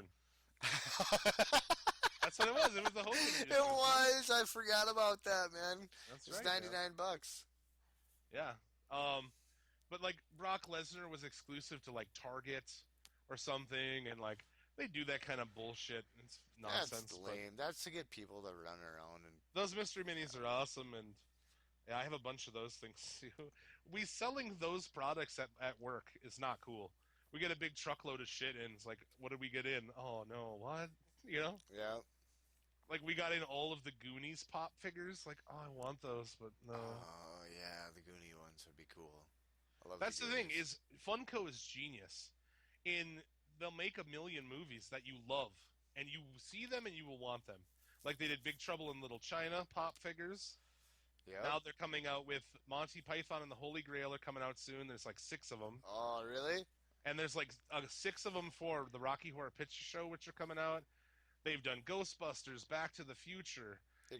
All they these made the car. Awesome things. They made the car for Ghostbusters. They did. That's the only way to get fucking to get Ray. No, wait, not Ray. What Which the fuck? one? Winston? Winston. Is it? Is it a black guy? Really? No, what's the black guy's name? Yeah, Winston. Yeah, it is Winston. Yeah, the only way to get him is if you buy the car. I'm serious, dude. Swear to God. Wow, what the hell? Yeah. But they have like the Turtles and Masters of the Universe and everything you can imagine. They even came out with ones, not that I'm into it, but I thought how fucking obscure. They came out with 16 candles ones, like really? I was like, is this legitimately a Long Duck Dong pop figure? This is fucking nonsense, dude. Wow. They're how are they getting all the licenses are cheap. Yeah. They're geniuses in that sense. You go to these companies like, hey, go to the film company, like who owns the rights. They're like, we want to make toys of this. No one else makes toys of it. Those people aren't idiots. You know what I'm saying? They're like, any money we get from this is. Yeah, there's a lot of grown-up collectors out there that any of the money nostalgic. A film company gets, they're like, even if it's $5, that's $5 more than we had. You know, so they buy these licenses up for nothing. Okay. Because nobody else wants to make toys of them. It's pretty genius. If I could work anywhere in the world, I'd want to work at fucking Funko. Seriously. Sounds fun. Just the name. Where you think of like different things, you're like, they need to have these, Yep. They need to have Family Tides pop go. Family Ties, Family Tides, yep. I gotta get Alex P. Keaton. Fucking Facts of Life, let's go. I'm surprised I need they Blair. Blair? They probably will. I would say, like, dude, they should do, if they did, like, Saved by the Bell, that would be genius. Oh, yeah. Fucking go. Oh, shit, there's like Quantum Leap ones. That'd be nuts. They do all kinds of shit, though. But anyway, those are coming out, and that's wrestling related, kind of. I'm a nerd for them, so. The mystery minifigures. It's nerdy stuff. We're nerds. We are fucking nerds. We are. That's the thing. A lot of wrestling fans are nerds for other things. They're either video game nerds or comic nerds, or whatever else. Yeah, we're cross. Just because you're a wrestling fan, we talk about a lot of other shit on here because it's a cross demographic. I like video games, so. I like video games a lot too, and I've been super retro, and I'm thinking, why hasn't somebody been able to do something with an NES where you can play it online yet? I will pay money for that, actually. You could easily, it seems like it'd be easy enough, right? I suppose you could do it with emulators, huh? Yeah, and that's what I'm saying. You could you could play against the I don't world think with you can though. I don't think against, anyone's. somebody with like blades of steel. By the way, blades of steel. If you will not appreciate an analog stick anymore in your life after playing a game of Blades of Steel right now. Go play a full game of Blades of Steel against one of your buddies whose skill level is about yours, so the game's intense. You will never appreciate an analog stick more in your life. And that's the thing too with games is like I work in that fucking business, so yeah, I'm gonna fucking play video games until I'm old and fucking die. Yeah, I'm like super like retro collecting right now. Just like I don't know, not like hardcore collecting, just like I don't know. I want there's a way to get some everything for everything. Yeah, I mean, I like Yeah. the idea of like you said, like I would never go. I used to at some one point I had hundreds and hundreds of NES games, and I had a big collection. But I don't know. I think just playing them on the original hardware is it's pure. You get it how it was intended. You know. it sounds like people who listen to fucking records. I don't know. I wish I had a turntable. I used to. I don't know. I got rid of it. I just got all the ROMs and I modded an original Xbox, and I was like, great, this is awesome. Yeah. I don't need any of that shit. Like I don't have to get up and blow in a game and fuck with it to work. I just hit a button and I'm like, Oh, back. that makes you appreciate the technology, sir. Come on now. That's the same thing with records. I'm like, why would I listen to I four think songs and then I go think over and I, have to that, flip I it guess over? that's why I bought all this shit, because that's how I'm gonna wing a kid into video games. Is like, this is what you get until you're 6. Yeah, And you can well, have something else. I mean, and like You my thought must that- know the struggle. with The- records is like you listen to 4 songs, you got to go flip the bitch over. I could make a playlist in an hour on Spotify that would be long enough to last the rest of my entire life. You know what I'm saying? Right? Yeah. Like I Okay. could listen to this playlist continuously and it will not end until after I die. I mean, like that's just whatever. I'm not gonna bash it. Records are cool. I used to have a bunch of them, but then I moved and I was like, oh, that's why physical media sucks. If you came over here and you seen my setup, you'd be like, let's play this on this and this on this and this I on hear this. ya. Yeah. I hear you. But It's good shit. I need an upscaler to make everything look crisp. But anyway, oh my god, we've talked about wrestling for like 10 minutes on this podcast. Oh, we've talked all kinds of wrestling. I know. Just seems like we've been getting sidetracked a lot more this. I never this- hear people. I mean, Yeah. I've never. Have you ever heard it ill? I mean, not to motivate people who listen to, but I've never heard a negative comment of any kind really about other than like when we talk shit on Whitney Houston or Ultimate Warrior and shit like that. That's the Well, only it thing that wasn't. really seems to piss It wasn't people off. Suplex City Limits that I was like doing the Whitney Houston shit. It was people that I know. So. Oh, well, somebody mentioned it to me that they didn't like that we made fun of him. Well, someone else didn't like that we made fun of Ryan Dunn last week. Oh, well, I mean, that shit is cool. Jackass it's funny shit. It's cool. Those guys are funny, Dude, but Everything is worthy But- of a joke, in my opinion. yeah, if you can't, you gotta be able to smile in life. I don't know. I think anything's worth a joke, dude. I don't know. Like I said, I was going around making 9/11 jokes on 9/12. Like legit, I think anything is worth a fucking laugh, man. Well, yeah. In my opinion. But whatever. People are such pussies these days. It's like a game to sit back and be like, people that are offends me. people are way more oversensitive, man. I'm not as sensitive as a normal person either. I'm more on your end of the Right. yeah, but I think people are a lot more.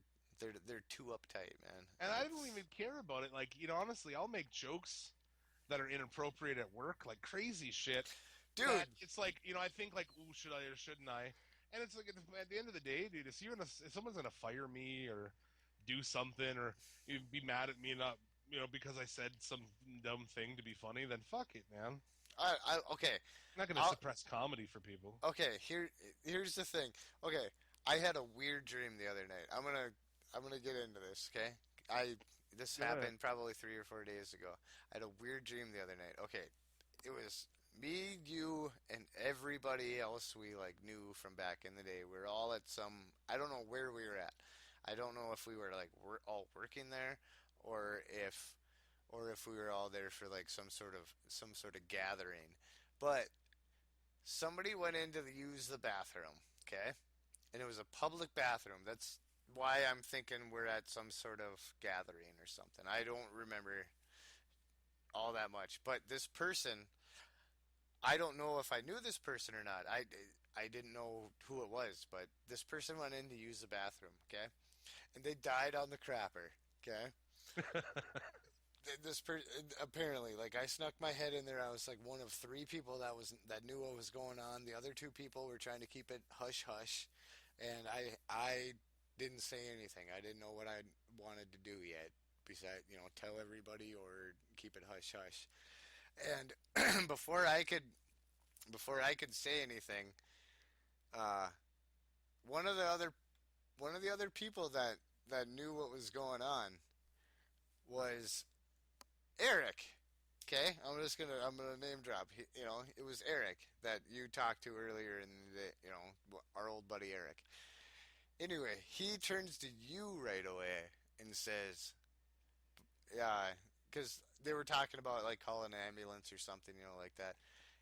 And before they call the ambulance, they turn to you and say, "Jamie, I think you should probably leave."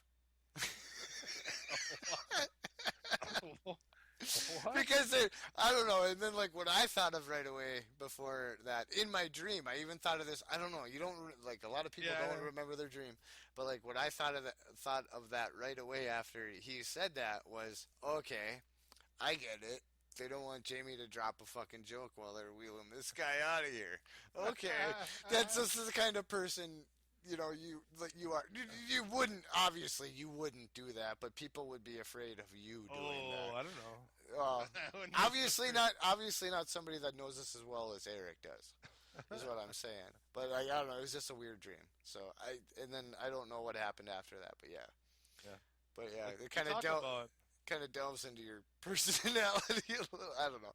Dude, like you're not like well, you're offensive. I'm offensive. I'm gonna say it. Yeah, I'm offensive. But like you're a little bit more offensive than I am. You would say some things that I wouldn't say. In-ring, wrestling heat or whatever kind of heat. Like I have heat in real life, dude. Yeah, yeah, you have heat in real life. I have heat where like, I can't really go to that dude's house because his wife really fucking doesn't like me. Yep. That's multiple people that we know. There is more than one. Whose wives are like no fucking go on. I can attest to this. And It's true. And there's probably 1 or 2 of those said wives that won't let me in their house because I do a podcast with you. Come on. That's bullshit. I'm calling. You think it goes? I don't know. Yeah. There's They one. just don't like that I say insensitive shit. Well, I make offensive jokes, and it's like whatever. I mean, understandable. I make offensive jokes, but I guess I deliver. I mean, I've been kicked out of one person's wife kicked me out. Me and former bass playing friend. Okay, kicked awesome. us out of their house for making racial jokes. And like, dude, that's the thing too. I was talking about that with my listener today. Who happens to be black. Not that really is relevant, but it's like, there's a difference, we're talking, and like, there's a difference between racial humor and racism, Right. Like, I love fucking, dude, I joke about white people and shit all the time. Anybody, my friend, man. The guy who made this logo for us, our awesome new, properly done Suplex City Limits logo. That's Originally, we started off, and we're like, oh, we need one, and I was like, I tried to get somebody to do it, and I was like, that's kind of it. But this is what we've wanted, so we finally got it. Listeners out there, I'm gonna make a confession. We thought of the name for this while I was at work and we were texting back and forth. We thought of the name of this while I was flipping steaks. There you go. Yeah. So. But yeah, Martin, he made the logo for us, the logo that's on the T-shirt and shit. And he's Mexican, man. And like, we have so much fun making like Mexican and white jokes back and forth. Oh, That's like yeah. a whole relationship, dude. I work with a guy it goes back, and we're almost in tears every day because we were laughing so hard. Right, dude. Yeah, it's good stuff. Yeah, I agree. So, just to point out, but I do get heat, man. I mean, usually with wives, actually. Wives of some of my friends, yeah, they're not a big fan. Because, and I'm not disrespectful in people's homes, or I'm not like crazy, but I mean to just say whatever I'm gonna say, you know? You have no filter, Jim. Yeah. And it's like, don't be mad at me for something that I know your husband thinks is funny, because I wouldn't have said it if I didn't think you thought it was funny. You know, I know he does. You know, but That's right. I also understand that when it comes to fucking your girl or your boy, it's like, well, sorry, dude. You know, I gotta live with this chick. Anyway, that's pretty good though. I'm glad that went into your dreams. Yeah, it's. I just thought had it a was dream kind of recently funny, that too. I was working at a Domino's Pizza again. Oh no, It's fucking weird. dude, were you printing out labels for breadsticks for Chindig Bame Kazuya Haya? Oh, I was delivering and I was trying to figure out how to like check pizza orders out of the computer to take them on a delivery. Just part of my thing, and I was like, whoa. I worked in a Domino's Pizza in like fucking 15 years, but whatever. So that was the news.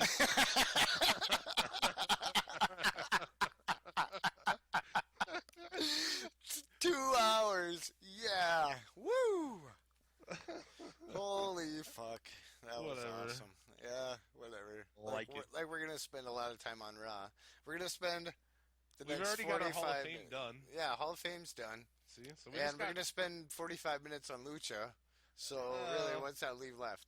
it's a short show. The only thing we have left really is to talk about the shows of the week. So Yeah, there was unless something happens on Twitter while we're recording, but I've enjoyed Scott Steiner's tweets. About Oh, Hulk yeah, Hogan. there were some. Yeah, we missed that in the news. Yeah. Calls him a piece of shit. Oh, yeah. That's awesome. Scott said, Thanks for... what a perfect time to be in a beef with Hulk Hogan, you know? Right? Oh, great. He was probably like, yes. This is the only... Yep, this is the only push that Hulk Hogan... The only other push that Hulk Hogan is going to give in wrestling right now. Is to Scott Steiner. You don't that even dude have needs to do go nothing. to his house in Florida and bring the fucking blinds down and start getting your groceries delivered, motherfucker. Dude, that's all I want from Hulk Hogan at this point. Yep, go Is away. fuck off and I don't want to see you around. I don't want to see TMZ like, oh, we caught Hulk Hogan. Fucking no. Go home and sit in your fucking house, you asshole. If you need to jog, buy a treadmill. Yeah, exactly. You don't need to leave your house. Yeah. I experiment with it every single weekend. I'm a pretty hardcore homebody. Well, not hardcore. I get out and walk. I probably walk 5 miles a day there, Mr. Jim.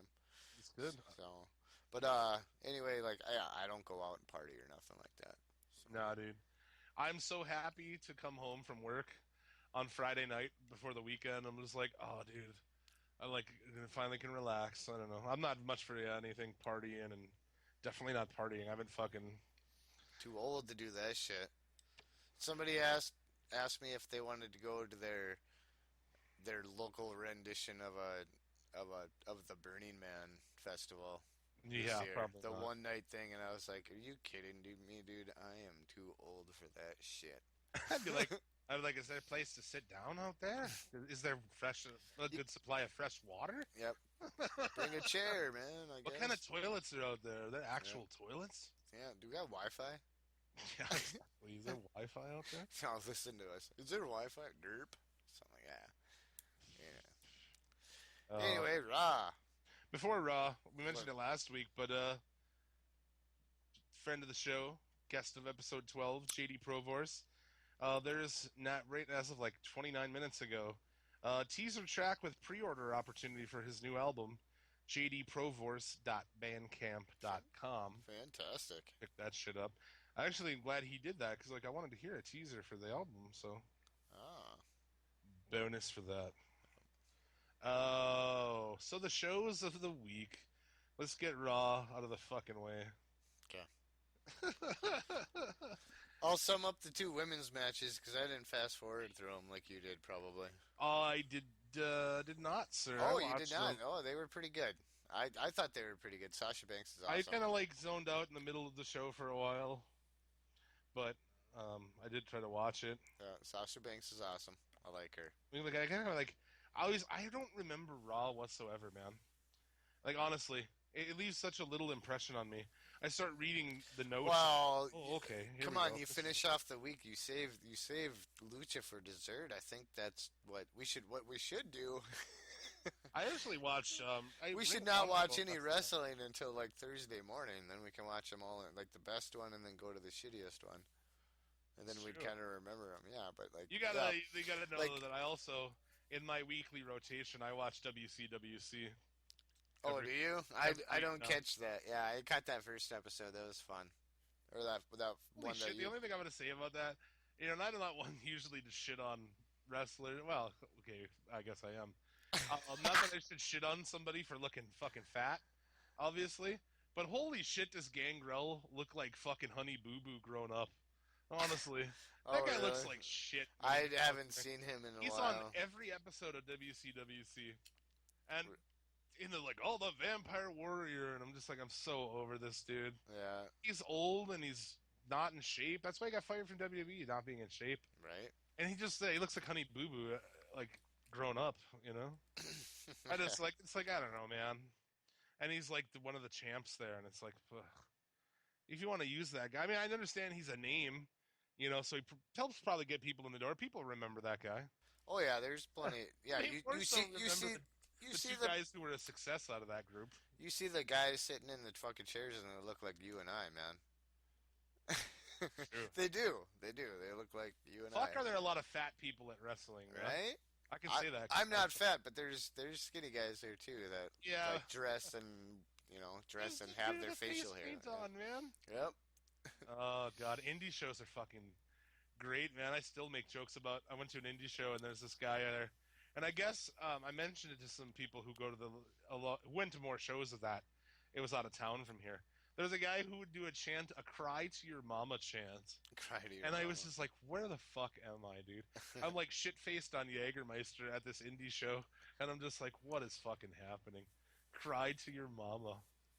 That's what I would be thinking to myself anywhere I was shit-faced on Jägermeister. I mean, I'm way more. What the fuck is happening? If you see a fat guy with fucking crazy long hair and a big-ass beard doing it behind you doing a Super Dragon chant, I might be at the indie show. Super Dragon. I won't do the fucking. I Perfect. won't do a Botchamania chant at an indie show because I think that's disrespectful. And even a fucking Super Dragon chant's pretty dumb. I'll pull a Super Dragon chant like once, But yeah, I mean, I'll do if you're at a WWE show and somebody fucks up, by all means try to get a Botchamania chant going on. There you go. I don't like it at indie shows though, because it's like those guys probably fucking had to just got off work that day, That's why I was like, as a musician, my whole life, being in bands for the last 15 years, it was like I never put too much stock in going out and putting on this flawless performance. It's like we all work 40 hours a week. We jam once a week. Fuck you, man. I don't, I'm not saying go sound like shit, but at the same point, it's like you can't hold me to the regard of a touring band or something because I went to fucking work for 40 hours this week, man. Right. That's like I don't hold indie shows. If you botch a move, by all means, man, fucking keep her going, buddy. Well, I'm not a Botchamania chant you or anything. That's fucking.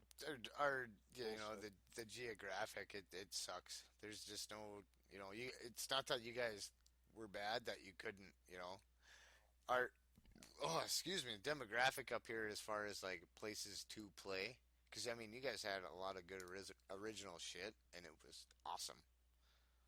Yeah, and I don't know, just places to play up here suck. Yeah, we got to play with over the years. I got to play with a lot of awesome bands. Yep. That I never would have imagined I'd get to open for. So, Well, you can ask Paul finding places to play around here that you don't. Yeah, that's whatever. Yeah, but anyhow, I don't hold the indies to high regard anyway. As far as that goes, I won't do a Botchamania chant. One Super Dragon chant though. That's okay.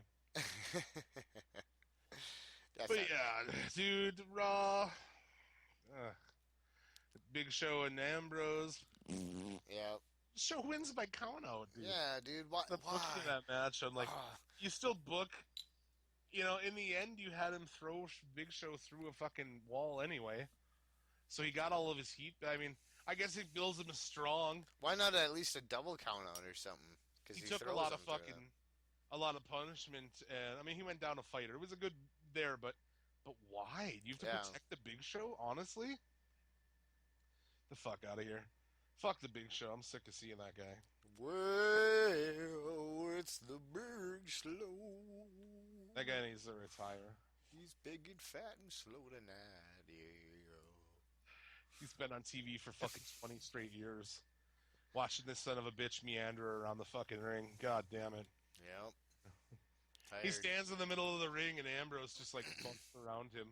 I've said this before. Me and Steve, when we watch Raw, as soon as that music hits, we both start singing that. Exactly what I just sang for you. As you're hitting fucking fast forward. Yep. Well. And then like Ambrose. You have to fast forward his entrance. That's like fucking... Yeah, you have to. That's a good like 50... Unless you have to pee. Yeah. It's like you go take a shit and fucking read the paper. Come back and he's still walking to the ring. You can boil water for some noodles or something, man. You can make a baked potato. Exactly, dude. Oy. But yeah, why Ambrose takes all them bumps and then you have him lose by count out. And is that what's gonna happen? Are we gonna get a fucking Ambrose show feud? Great. Yeah. You Come on, you can't think of anything better to do with Ambrose than fucking... You could put show with anybody that I would find an interesting angle. Yep. It's Come impossible. on, you could do, you'd at least have a chance with Ambrose and Reigns with the Wyatts. As compelling as the Ryback show Miz fucking angle was. Yeah. That was the drizzle. And it sounds like they're going to keep the Miz in an angle with Ryback, so... Yeah, Ryback comes back, he'll be with Miz, and show us with... I think you should have been stripped of the title. That's what they're going to use. So that started the show, and, that was fucking shitty. That was... And then, when I see that Neville is wrestling Fandango, wow. That's what they did. They brought that guy in, and in a couple of months, he's wrestling fucking Fandango. It looks like he's going to be in something with Stardust, I guess. Neville. Neville, yeah. Playing superhero. I thought that promo from Stardust was pretty awesome, actually. I liked it. I think Stardust, I think Cody can take it. I think Cody can carry this. I don't think Neville's quite that good on the mic, but that's one of the interesting things in WWE right now is that one. Let's see what they do. We both kind of to a point. I'm not a big comic book geek, but I enjoy a good, I'll watch a Batman or a Superman movie. I'll give it a chance at least, Yeah, I'm not really into comics either. I'm not. I like the lore of it. I like, like shit that's of it. Yeah. It's cool, but I don't really, I never read comics. I didn't collect it. I'm not crazy into the history, but like a Batman character, that's pretty cool, Yeah, I like fucking Batman and shit. Right, like the last few movies. I don't like Superman. I think he's a fucking bitch. Well, there's other superheroes, X-Men's, and but anyway. Yeah. Anyway, I don't know, I think they could maybe make I thought Stardust had a little bit of fucking Mark Hamill's Joker. That was the thing going around. Yeah, I've seen that a lot of people were saying it. A lot of people I feel were it, dude, saying like that. from the cartoon, which I didn't really watch, but more from the games, the Arkham games. Yep. I don't even care. Like, honestly, I thought, granted it's Hamill, and it'd be weird, but I feel like he should play the Joker in a film, dude. Honestly. Well, if you could make it almost... They can do things with makeup and shit where it wouldn't look like, you're looking at Luke Skywalker. So, yeah, dude. be all right. I think it'd be great. I love his... Have you seen... Arkham games? Have you played those? Yeah, I have. I played the first and halfway through the second one. The second one wasn't as good as the first one. No, right? it wasn't. The first one sucked me in. Yeah, the first one was awesome, and it was compelling. Yeah, I sure agree. Was. And just him in that game, he was fucking great, man. Yep. I was like, this is a good... I mean, obviously, had Heath Ledger not fucking killed it. Yeah. No pun intended. As the Joker. Yeah. He was awesome as the Joker, don't get me wrong, but I like Mark Hamill's Joker. I saw a little of that in the Stardust. I grew up watching the animated series of Batman. Oh, you did? Yeah. I watched that. I watched that until I was probably older than I'd like to admit. I watched that shit until I was 28. Well, I probably watched it till I was like 13. I think it's all on Netflix actually right now. Yeah, I some don't of know, the movies from it too. And I've actually heard that some of those animated, from the animated series Batman movies are actually they're kind of dark. I remember a couple of them being pretty dark. Yeah.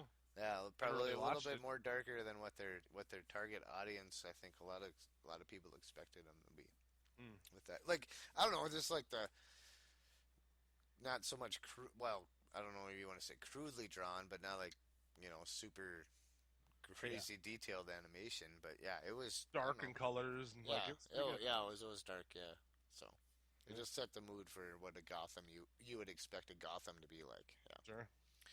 but anyhow, continuing on. Dude, Sasha Banks and Paige. Paige is fucking dude. Wow, I've really started to notice how much she calls spots. Yeah, Holy I shit, remember in you this saying match. that. Yep, I remember you saying that, and I did too. And Garvey said something about how like her. Well, you got better talent to compare her to right now. Now that you're really seeing the flaws in her, I'm I thinking think she's pretty good in the ring, but goddamn, dude, calling spots like that is ridiculous. Well, even like her entrance, she's not as graceful. She kind of makes you like, I don't know. Yeah, I don't know. It was She's a still decent hot. match. She's eye candy and she's good in the ring, but like she needs a little, not so much a gimmick change, but like a refresh. And that's the thing. How does nobody fucking say anything about that? Yeah. That's the thing. John Cena's been doing that for fucking how long now? Forever. Yep. And the same thing with the STF. Where is the old guy? Who's the agent on that match? Even fucking Triple H. You don't pull him aside when he comes back and go, dude, Austin called him out on fucking Twitter at one time, like 6 months ago. Like, the STF looks like shit. Tighten that thing up. Yeah, man. And he just doesn't. That's the thing, is like, no one says anything to him. Like, hey, man. He's afraid to be the bad guy and hurt somebody out there. Stop doing that fucking stunner, because it looks like shit. Just tell the person you're working with to like pinch your fucking leg if you're pulling back too far. At least make it look believable. Is that the level that he is backstage? Is he this completely unapproachable by anybody? Does he have Hulk Hogan syndrome? Well, no. Like not what I'm saying, like what's going on with Hulk Hogan right now, but the reason why we hate Hulk Hogan and why he wasn't like somebody to put somebody over or help somebody or he'd steal your heat is because he was like isolated in the locker room. Do you think John Cena is isolated in the locker room? Like he's like away from everybody else? Well, I mean, like if I saw the guy around, I'd be like. I know he does a lot of charity events, but how is he with other talent? I mean, That's a good question. So I know a lot of them are fucking assholes. JTG did a little it's a small book you can buy online. Okay. It's like 50 pages, 100 pages maybe. It's pretty short. I forget how many pages, but anyway, it's really cheap online. You can download it. And he talks. There's your train. Yep. He talks shit on fucking a lot of people, not necessarily Cena, but like Big Show for being a complete cunt, and it just gives you an idea like how people are backstage, and it sounds terrible. It doesn't sound like a place I would want to fucking be. It's a cutthroat business. It's a lot of testosterone being thrown around back there. So yeah, Cena's a fucking. I just can't believe that no one says, dude, that STF is shitty. Yep. So is your springboard stunner. Throw that away. I feel like every time he does an STF, Ultimo Dragon is somewhere with his mask on, full fucking gear, and just like a single solitary tear. Like the Indian on the side of the road. With the litter, with the litter, yep. Just every time he does an STF, it's Ultimo Dragon, and it's just like one single fucking tear. Oh, that's good stuff right there, man. Because, goddamn, anyway. So I thought that was alright. You liked that Rusev spot? The fish, the way he delivered the fish. That was kind of funny. Yeah, I was like, that was kind of funny. But yeah, a fish slap rather than throwing it on the mat. And yeah, a fish slap would have been better. Or like not even like Summer Rae giving her the fish, like just Lana grabbing the fish out of her hands and whap, one fluid motion right across Rusev's face. And the thing, dude, Lana rubs Summer's face in the fish. Right. And then slaps Rusev. She slapped him anyway. Yeah. Why? Is there not a single person? Can't she just hold the fish while she slaps him? Honestly. If there's not, in that whole room of writers, that somebody can't think of that. At that table, there's not one person at that table who goes, she should slap him with the fish. Yeah. Jesus Christ. That's perfect. That's awesome. That'd Why be does funny. no one... Ugh. That's what I'm Come saying. That's on. why this company's so dumb. It's like, Ah, little things, like, that makes it 100 times better. She slaps him with a fish. yeah, just that little tiny bit. That would have turned the fucking okay meter up to, hey, that was pretty goddamn funny. That was all right. And then turns around, slaps Summer Rae with it too. She's got to slap the girl with it too. So yeah. Yeah, you have, Anyway, you know what? Like, how they shit on teams is great. They bring up the Lucha Dragons just to fill a spot. You know, yeah, former NXT champions, two really good high flyer guys. and they had primetime players out at ringside, so I was like, Garvey, we're going through this, and fast forwarded all through it, and he's like, I wanted to see that match, and it's like, look, it's like it doesn't matter what happened in the match because the other team takes Lucha's fucking heat for this.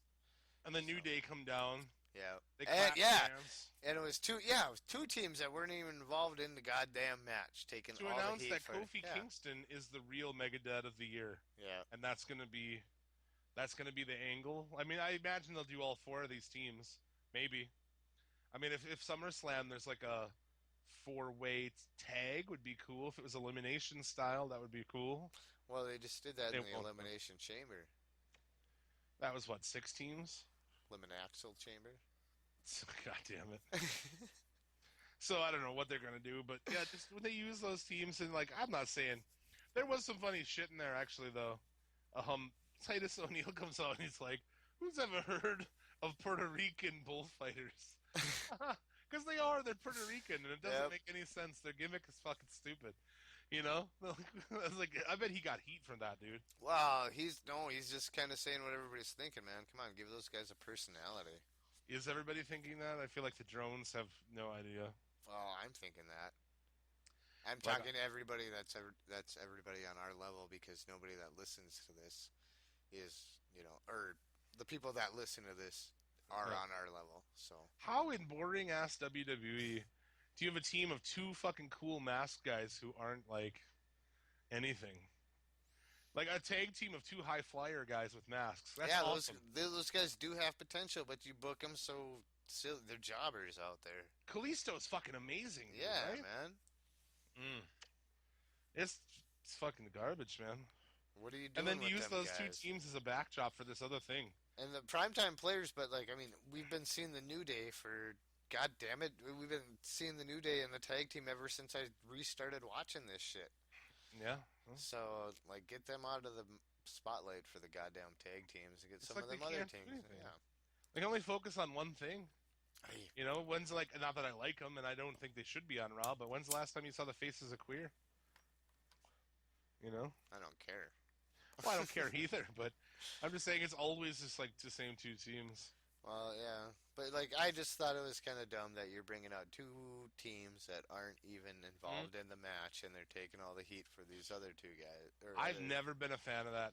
Where you're going to waste a match with someone on guest commentary. Because to me, most times, 9 times out of 10, somebody on guest commentary ruins the match. Yeah. Because they never stop talking. 9 They're times. talking I'm about- going to go 10 times out of 10. Yeah, probably right.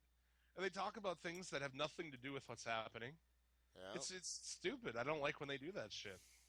Yeah, And then, like, too, on Raw, I noticed one thing we always bitch about the replays. Just, like, dude, there's a replay of something you just saw happen that the slow motion only makes it look even more fucking poor. And there's a pinfall happening in the fucking ring, and it's like, Jesus Christ. Yeah. I'm watching a replay on 3/4 of the screen, and there's a pinfall almost. It's like, they just don't know what the fuck they're doing. Moving on. We spent too much time on this already. Yeah, we have. I don't give a fuck. There's a women's tag match. Charlotte and Becky Lynch, Nikki Bella and Alicia Fox. It was a good match, and Charlotte and Becky Alicia Lynch got won. concussed. She got concussed, and they won, and they lost. So We got to fucking working those girls stiff, which I do fucking enjoy. I enjoy it was that. a long match. Both Because matches, Charlotte, Becky both of Lynch them were. Yeah, both of seem them to were be long doing that, matches. right? Yeah. No, I'm not saying where they're working chicks over. They're putting shit in stiff on them, and it's awesome. Yep. Like, dude, when her and Becky Lynch like kind of beat the shit out of Brie Bella, that was fucking great. Yep. Laying shots in, and I'm like, oh, this is great. Yeah, and then Yeah, it's taken a turn. Thank you. This is probably the best thing that's going on in WWE right now. That's the first thing I do. I go in there, yeah, and like you're gonna be working with fucking Brie Bella. Like, oh, dude, let's fucking work that chick. Yeah, let's work her dude. over. Let's fucking work on. Let's lay it in on that bitch. Yep. Fucking the Bellas are, well, more Nikki than Brie is a terrible fucking real human being. Yep. You watch that Total Divas show, and she's like the most vapid, fucking ignorant. Oh my god, just. She's a succubus. That's the $5,000 purse. You're a fucking idiot, dude. You have a $5,000 purse. I don't care how much money you have. You're fucking stupid. Right? Honestly, no. I don't know. It is the name of the show is Divas, so that turns me off right away. So obviously, that term is fucking terrible. Yep. You know, Randy Orton and Kevin Owens. And notice how small Kevin Owens look next to him. Yep. Not a great decision, dude. You know, unless you feel like burying him, which seems like what they want to do. God damn it. Orton wins by disqualification when Sheamus interfered and bro kicked him. Dude! What? What are they going to do with Sheamus? He's got to leave. Why is Sheamus and Orton still happening? Dude, he's got to leave pretty soon because he's casted in the new Ninja Turtles movie. So what are they going to do with his Money in the Bank bullshit? I don't know how long that's going to take. That's probably not going to take long. Why is he in that? Why is that character Irish? I don't understand. He's a rhinoceros. And everybody knows that rhinoceros come from fucking Ireland, dude. Yeah, that's rock solid, man. Yeah, come on. Everybody knows that. I don't know. Maybe they're trying to make the character interesting. I'm gonna watch it because I didn't think the last Ninja Turtles movie was bad. I thought it was. I watched it. I didn't think it was bad. I thought it was all right. I thought it was bad.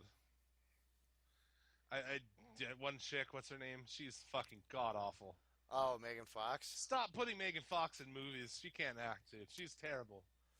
And I didn't like how the Turtles looked either. She's eye candy, but she's not. I don't know. I don't think she's all that crazy hot. I'm sick of that shit, dude. I'm sick of it in wrestling, and in movies, and in music nowadays, where it's just like beautiful people who aren't very good at it.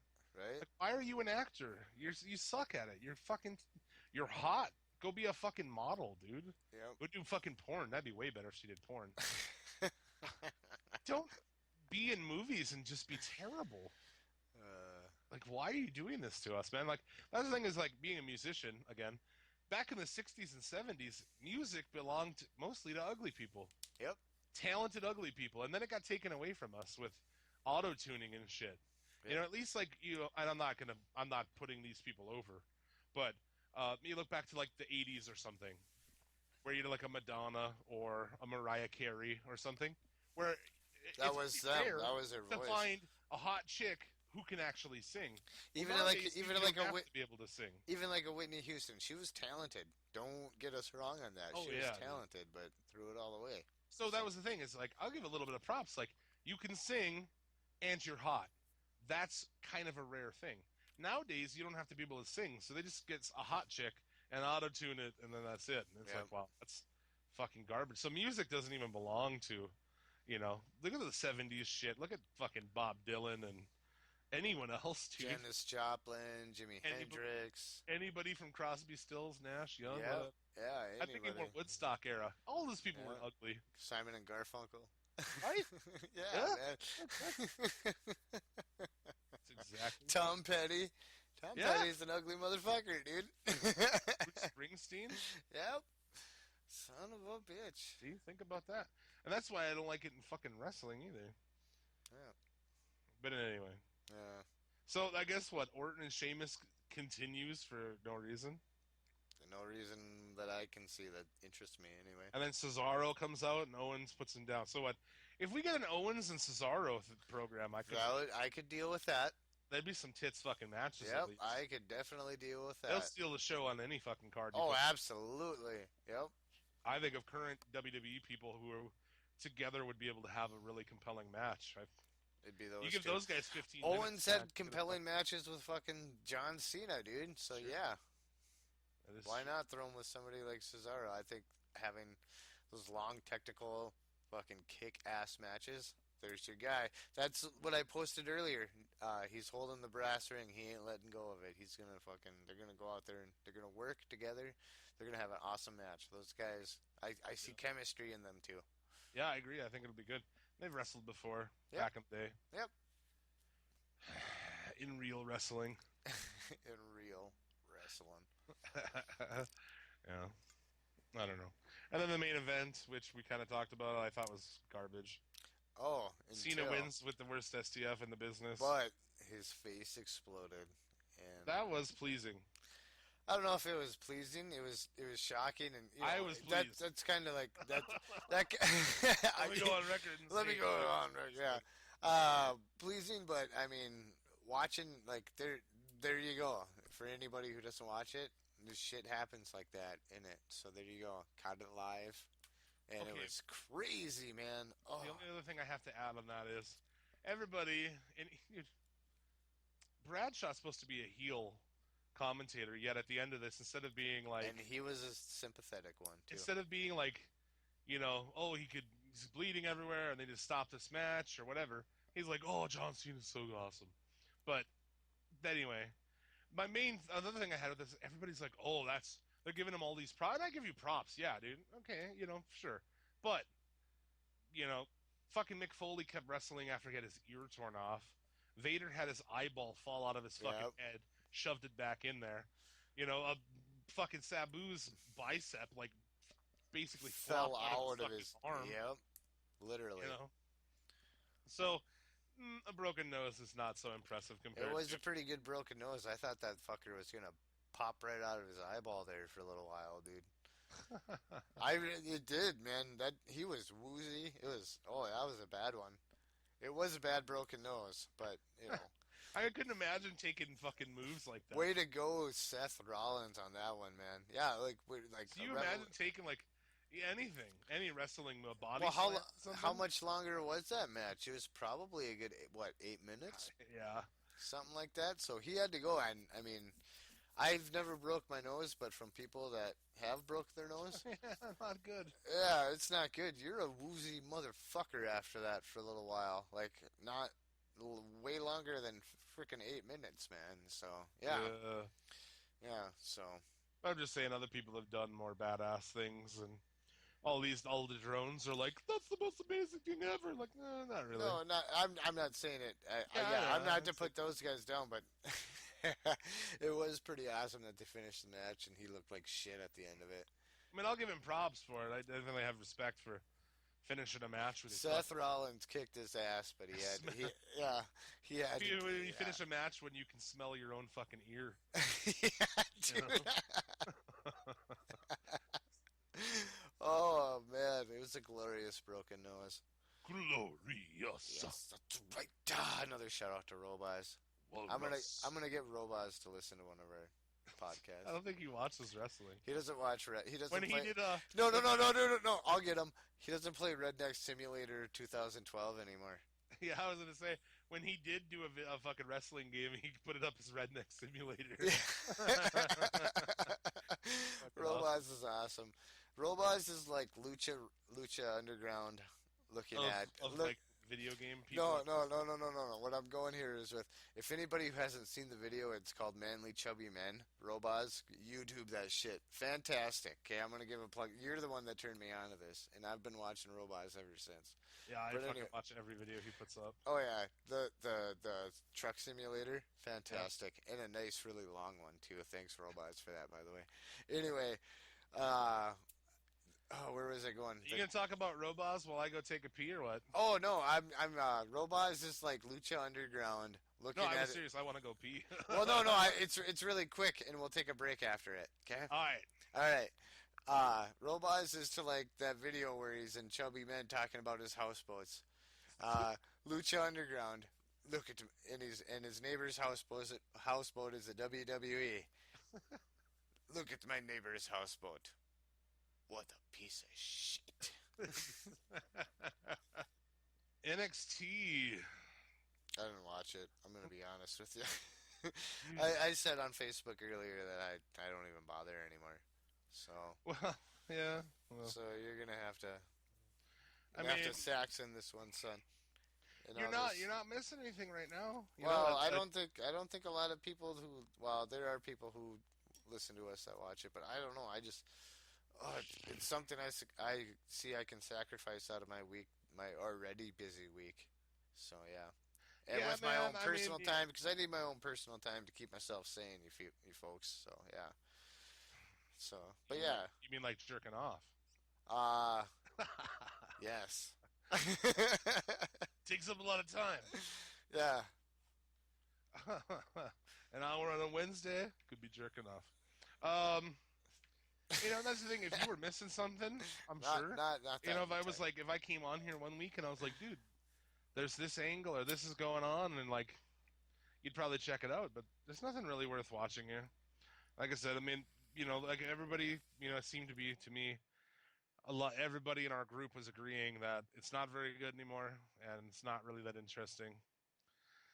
I mean, What? Dawson and Wilder beat, Well, it's just like any other product under that flag. So yeah. yeah, beat more Enzo and Cass, which I was surprised by. I don't know if they're going to start pushing this Dawson Wilder team. They're not bad. They're Well, just they kind got of. to push somebody. They got to do something. So. Well, I figured that they were going to do Cass and Enzo as the fucking champions, but Well, because it seemed like they were going to, but then I was surprised that the Vaudevillains became the number one contenders, which I'm actually warming up to a little bit on those guys. that's probably the one thing in NXT that I'll take a look at if I can find a quick match on YouTube. I think the entrance being in black and white may be a little bit far. I mean, I get where they're going, but I do like which one is? I do like Gotch, man. He's fucking funny. He comes in the ring and he does this weird like kind of run up the the corner, up the turnbuckles, and then he like kicks the top one, and he's just doing like all this classic 1930s style shit.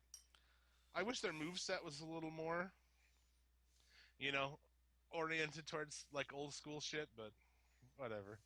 I actually do like them. They're number one contenders currently.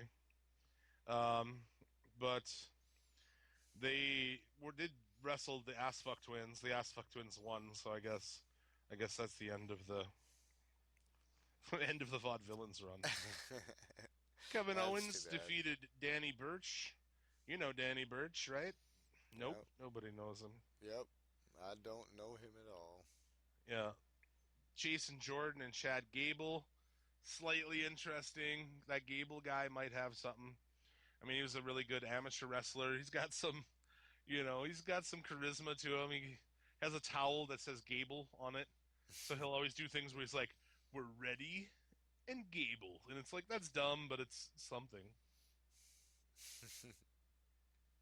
It's sad that that's what I look at. I'm like, well, he says a thing that's like, I could see idiots liking. I also like that guy because he's from around here. And I like hometown people. Right. But yeah, Baron Corbin beats another no-namer in 10 seconds. How long is this going to go? Honestly. They're putting the Goldberg to it, man. The Goldberg times 10, dude. Yeah. I mean, and he faces Rhino next week, which I think he did already. Maybe he didn't. I don't know. It's hard to fucking say. Maybe that'll actually be a match, but I don't like that guy. I don't think he has anything. And he's one of those guys too. I'm not big on any guy who's like used to play football, and I mean a lot of guys played football in high school or whatever, but they wanted to be wrestlers too. Like Steve Austin played football, but he grew up loving wrestling and wanting to be a wrestler. Right. Right. A lot of those. I'm good with that, but I'm not good with these guys who like they failed in the NFL and the WWE's like, we'll sign you. We're trying to teach you wrestling, and they're like, oh, here's the next thing to make money off of. I don't like guys like that in general. So, and that's what he is. So fuck guys like that. I'm not a big fan. If you didn't grow up if you can't tell me, what your memories of watching WrestleMania fucking 5 or 7 or something was when you were a kid, then I don't have much for you. If you didn't grow up loving it, then I don't want you to be a wrestler. You might as well go and do some other fucking nonsense. Go do some movies with Fucking, how come I can't think of his name? Brian Bosworth. And Terry Bollea, brother. Yep, that's right, brother. Don't call me brother. He'll probably go by Terry. He should start going by Terry. He's fucking. Wade Hulk Yeah. no more. Charlotte, defeated Dana Brooke. Like I said, Dana Brooke still fucking sucks. It's whatever. So, yeah, that's pretty much the show, man. That main event was the Vaudevillains. Blake and Murphy for the belts. And Nice. the Ass Fuck Twins won anyway, so. Yeah, who cares? Yeah, not really. Yeah, not me. Not very much. There's our 5-minute NXT on If they start on a 3-hour podcast. So, If they want to come back and start doing shit, that's cool, by all means. But I don't see much happening there right now. Every week it's like Samoa Joe squashes a guy, Kevin Owens squashes a guy. It's a lot of squash matches now. Mm-hmm. It's not like where you were actually seeing really cool matches like 4 months ago, when you would get Zayn and Owens and Balor and Tommy and actually good shit. So, whatever. Ring of Honor. Not bad. Ring of Honor this week, pretty good, right? Yeah, not bad. I like Ring of Honor. It's better than anything Yep. WWE related. Well, that's pretty good. We got to see our boy Dalton Castle Yeah, we did. Yes, we in did. a 6-man tag match. That was pretty crazy. Brutal Bob Evans was in that. Silas Young, dude, he's fucking great, man. Yeah, that Silas feud Young. between those two is going to be awesome. And the Peacock Dalton Castle. Yep. Your boy Cheeseburger, Cheeseburger. Yeah. Moose. Moose. I thought it was a fun match. Yeah, it was a pretty Like a first pinfall wins. Lucha tag rules kind of applied, it seems. It's pretty good. I enjoyed it. I thought it was a fun match. I like multi-man tags, and they seem to do a lot of that. The opening match on the card was also a tag match. It's a lot of action in those, so yeah, it's easy to sit through those. Yeah. The Kingdom versus Gresham and Hollis, which I guess are kind of jobbers because the crowd was doing a Let's Go Jobbers. Okay. I thought that was pretty good. The crowd had to be muted here because they were dropping F-bombs. Oh, no shit, huh? What the fuck were they saying? What the fuck? I forget. Somewhere in this show they were chanting fuck, so that was pretty good. Awesome. Yeah, I guess I wasn't. Yeah. The crowd was fucking hot, man. It was good. Oh, those matches. What else we have? Then just 3 matches. I guess Bobby Fish versus ACH. It was a good main event. I liked it. I don't know about some of these guys, like how much personality they have, really, for me. Like Bobby Fish. I'm like, yeah. Yeah, kind of. Good worker. Both these guys were really good. It was a good match. They built it kind of slightly Japanese influenced. Started really slow, built up really nice to where once they started doing bigger shit, it was more exciting because it kind of built up a little bit. So that was pretty good. And yeah, of course, the Colby Carino story that they're pushing is still pretty interesting. This week, fucking his dad got in the ring, and it was pretty good. I liked the Ring of Honor overall this week. I don't have a lot to, nothing that was, so newsworthy really happened, but The talent in the ring is very good, though. yeah, I liked all the matches on the card were good. I liked the angles that are going on. Commentary is fucking good. It's wrestling instead of ridiculous storylines. Mm-hmm. I have no real beefs. I don't think I have any real complaints with Ring of Honor. No, not any real ones. That's interesting. If somebody tells you would spend, you could spend hours, days, bringing up things you don't like about WWE. Ring of Honor, the lighting maybe could be a little better. I guess. They're not what they're doing with what they have. If I had to nitpick, but I mean, other than that, I don't see anything else that I don't like. I like everything about it, really. It's just good old wrestling. Before we get into the frosting of the week, yeah, I want to make a mention since we're talking about where we're from, we have midget wrestling coming up here soon. Yeah. Have you went to a midget wrestling? I haven't. The micro, what do they call themselves? Micro Wrestling Federation? Yeah. I don't know if I should say midget or little people, but Fuck it, say midget. whatever. But Have you been to one of these? You haven't? No. You haven't. I have. Let me tell you, sir. Worth the price of admission from. You talked about it on here. Let It me sounded tell to be you, fun. sir. Let me tell you, sir. That was the best $20 I've ever spent in my entire life. It was fantastic. There's a certain bar around here, but I'm not going to mention its name because it's a cesspool, and anybody from around here knows which one I'm talking about. It's an absolute cesspool of villain. It's like the Mos Eisley of Star Wars. Except everything in there wants to fuck everything else in there. It's a good place to catch a bloodborne disease. That's a good place to find yourself into an early grave in so many different ways, from violence to sexually transmitted I was diseases. gonna say, from getting stabbed to getting AIDS. So yeah, well, it's the worst. You've never found more wretched scum and villainy. So. Really, it's the shittiest men and women. It's a meat market. It's where people go to swap spit and bodily fluids and diseases and perhaps blades and fists and punches. And I want to take a shower just like thinking about it. Yeah, but anyway, like I've noticed every time, like okay, I haven't been in that place for probably 4 or 5 years ever since I moved to a different town.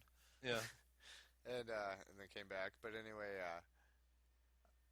every time I went in that place, man, for like a year and a half, because the dude I hung out with from work wanted to go there all the fucking goddamn time. And every time I went in that fucking bathroom to go take a leak, it was flooded. One of the toilets just kept, and it was flooded. You're walking in puddles. And dude, if it was summertime, dude, you know, if you know me, if it's summertime, if I lived somewhere where it was like 70 degrees and above all year round, I would never wear real fucking shoes. I would be in my flip-flops all fucking day long. I wear like little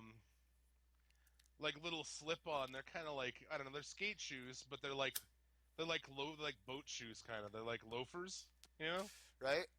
And I wear those all the time. I haven't worn socks in years. I just wear fucking like these slip-on. They have like fucking air holes in the front and shit. They're perfectly awesome, you know? Right. But yeah, I would be pissed if I went to a place like that. It's like, I fucking don't like that shit. I go to a fucking bar or a concert venue and the bathrooms are just fucked. It's like, god damn it, man. But anyway, it's disgusting shit. I might have to set foot back in that place because they're coming back to that place, and I kind of want to go watch it again. Well, if you do fucking get some promos for the show. I'll try to get some promos, man. That'd be Just do it on your phone with the voice memo. Oh, yeah, I'll try to get some Meatball might be there again. Meatball. He was the world's largest midget, is what they boasted him as. That was his gimmick. And That's genius. He was 5'4", he was like 4'2". He was really short, but he weighed like 325 pounds. Yeah.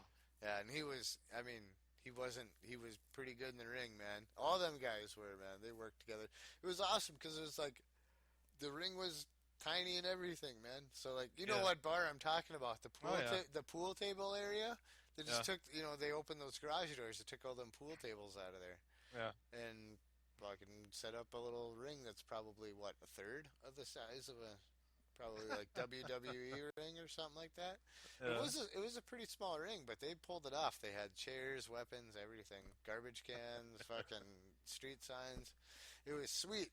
They only had five guys doing this stuff, but like one guy would come out, do one gimmick, and he'd go back, and then they'd come out with masks. Like 3 or 4 guys would come out with masks, and they'd that's go a out hard there. fucking living, dude. Yeah, it is a hard fucking living. So yes, if you live in the town, if you live in Bismarck, go see these guys. And I guess I have to drop the name at Borrowed Bucks. Go see these guys. Go pay the $20. It's a hard living, and it's entertaining if you're a wrestling fan. Go. Well, I'm sure they're on tour, so I'm sure they go to everyone's fucking town. Yeah, so if you're anywhere around this area, keep an eye on it. I think it's the Micro Wrestling Federation is what they call themselves. Keep an eye out for this stuff. Go watch these guys.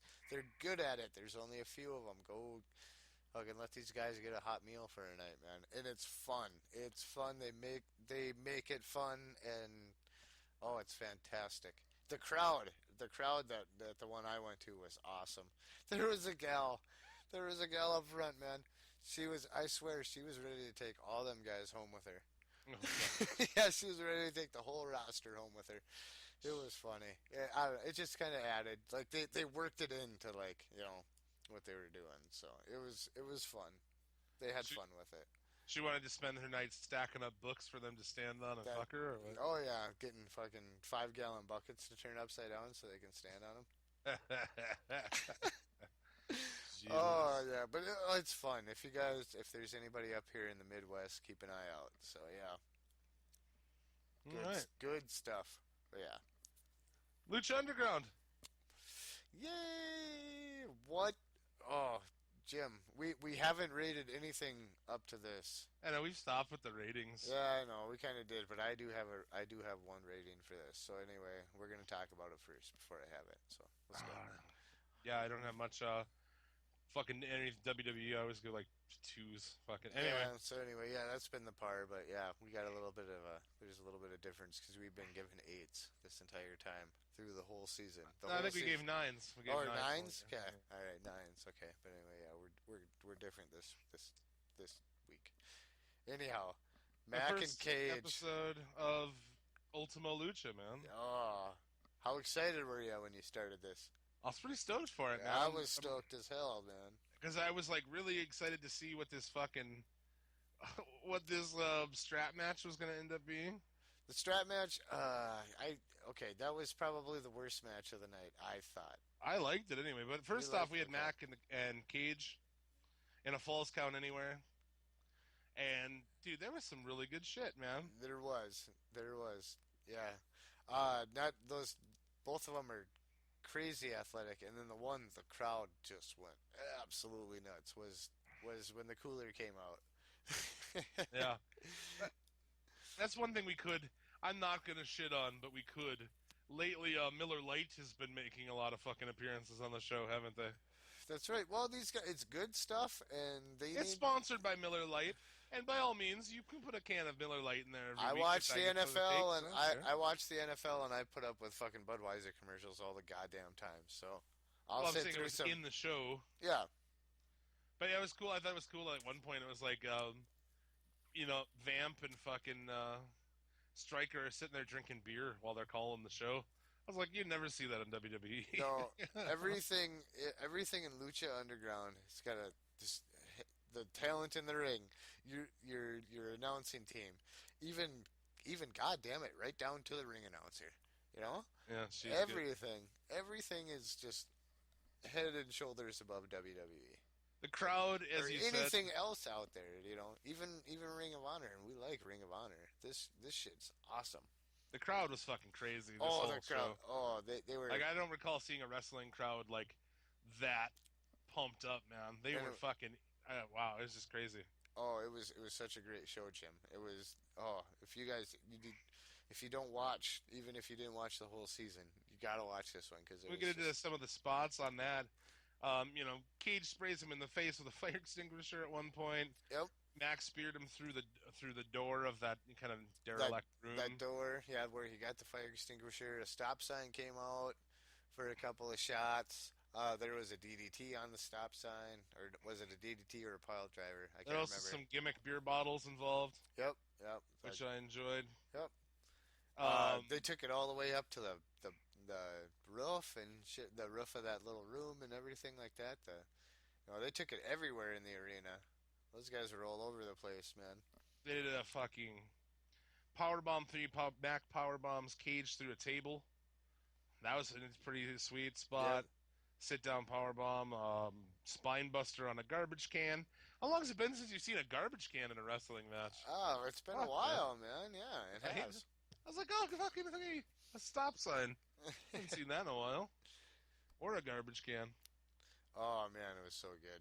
That match was just awesome. And then what everybody is going to remember from this match, of course, the Stone Cold Stunner outside. Oh, dude, I popped. I popped too. I was like, oh shit! I was all Like Jim. out loud, I was like, I was all Jim Ross over here. I was like, "There's our Stone Cold Stunner. There's our Stone Cold Stunner. We got a slobber knocker on our hands." I was up. I was laying down watching it, and then I was like, "Ooh!" I was like up and at the edge of my seat. Oh yeah, this is Mac awesome. hits Cage in the head with a cooler full of ice and beer, grabs 2 beers, opens them up, does the famous clap them together, fucking takes a big drink, stuns fucking Cage on the outside. And did it perfect too, where like when he Oh, it hits the was. ground, he squeezed the cans, you know. Yep. So as the stunner lands, beer goes flying. Oh, it was God, a good. It was a good stunner, and then it was glorious. then he sold it too. The sell on the stunner was awesome. He did the kind of like where he'd kind of like come up halfway, like where he's on his tippy toes halfway to his feet, and then kind of staggered there for a little bit, and then like fell over. Yeah. You know, he sold the stunner awesome too. So like everything about that stunner was great. It was fantastic. Well, if WWE is too fucking PG to allow something like, you know, which they couldn't do it like that anyway. Right. It's like I thought it was awesome, man. The Mac. I was curious. I looked on Twitter. Austin didn't comment, so I've been interested to see what he has to say about it. I'm pretty interested in what he has to say about it as well. I thought it was pure fucking tribute, and the Oh. crowd went fucking again, even more. Like I said, I can't explain enough like how fucking crazy that crowd And was. you man. guys, we were 12 minutes into the show at this point. The you see- crowd is Did you ready see during the match, to a tear guy- this building apart. There was a guy on ridiculous. crutches. Was there a guy on crutches? I A missed. guy on crutches in the crowd handed Mac his crutch, and I was like, "Oh, he's gonna." Oh yeah, destroy that's it. right. It's Yeah, I thought that was a it's like spot, but I missed the part. I missed the part where he handed him the crutch. I remember the crutch, but yeah, I missed the part where He just did like a gut shot with it instead, and I was like, "Oh, at least he didn't break that guy's." And then he gives it back to the ref, and the ref goes and gives the crutch okay. back. Yeah, I was like, "Oh, at least he didn't destroy that guy's Okay. crutch." that's good. But it's pretty Well, cool I'm that sure. he took it and used Yeah, it. yeah, that's cool. He can. I don't know. He probably came out after the show and after the taping and signed it for him or something. That would have been cool, right? Probably signed whatever cast he had, maybe. Yeah, that'd be fucking rad. I see those guys doing that shit. So yeah, because I mean, they don't tour. They're in the same place. I bet you it's a lot of the same people that go. Oh, yeah, I don't when doubt they that. when they did the taping, I bet it's a lot of the same people going back there. So yeah, And then here too, you had, as we said before, 2 guys that WWE had, and shit the bed on. Granted, Mac never really. I don't know. People think maybe Mac failed his drug test or something, because he was signed but never showed up. They dropped him. So well, this is kind of more of where these guys are more of actors than they are athletes. I perhaps, if you want to, this sense of lucha. I don't know. yeah, if but you the wanna- Cage was the WWE had Cage before, so and they had Mac as well. So like I said, 2 guys who they shit the bed on. And at the end, Cage puts Mac's head through a fucking cinder block, a gimmick cinder block, Yep. obviously. Obviously, But that was done well, unlike the bullshit that the WWE did with that same sort of thing. wasn't there a 2x4? The 2x4 was the gimmick 2x4 too. Oh yeah, well yeah, it was good though. Yeah, it was pretty good. That thing. Like I said, I thought it was all good, man. Like, I don't Oh, know. it was awesome. It was good. But that's shit. just it. We allow that to them, but I don't think I'd allow that to WWE. Well, they do it right. That's what I'm saying. They do it right. And they've established that anything goes, I guess too. Well, so. right. They've established that they're like this is gonna be over the top. Where WWE is kind of more. Oh, I don't know. Way less like not Yeah, more trying to be like a reality show or something. more nonfiction than more reality than fantasy. Well, there you go. Cage wins the match after putting Mac's head through the cinder blocks. Like I said, awesome fucking match. I was into it. Yeah. You had the 6-man tag for the trios tag belts, Disciples of Death, and new, way cooler looking masks. Yep. This And time- versus Team Havoc. That was a really good match. It was, and Helico did another fucking Yeah. absurd spot, maybe Yeah. the most absurd one yet. Yep. Yes, absolutely. Because he did that spot into the ring, and then he did it out on the floor this time. So yeah, probably his most absurd, and I think that they're gonna ride that guy to see what he can do next. I just hope he doesn't get fucking hurt. Oh, dude, I love that when that guy comes out, something fucking know, crazy is gonna happen. yeah, you know that they're gonna have a crazy fucking match, especially if it's a title match. That leap that he did on here to land on just mats Yep. is unbelievable, dude. I couldn't believe it. I honestly, the ring thing was amazing, but it was like, oh, okay, That guy this has was like, how the fuck do you even do that?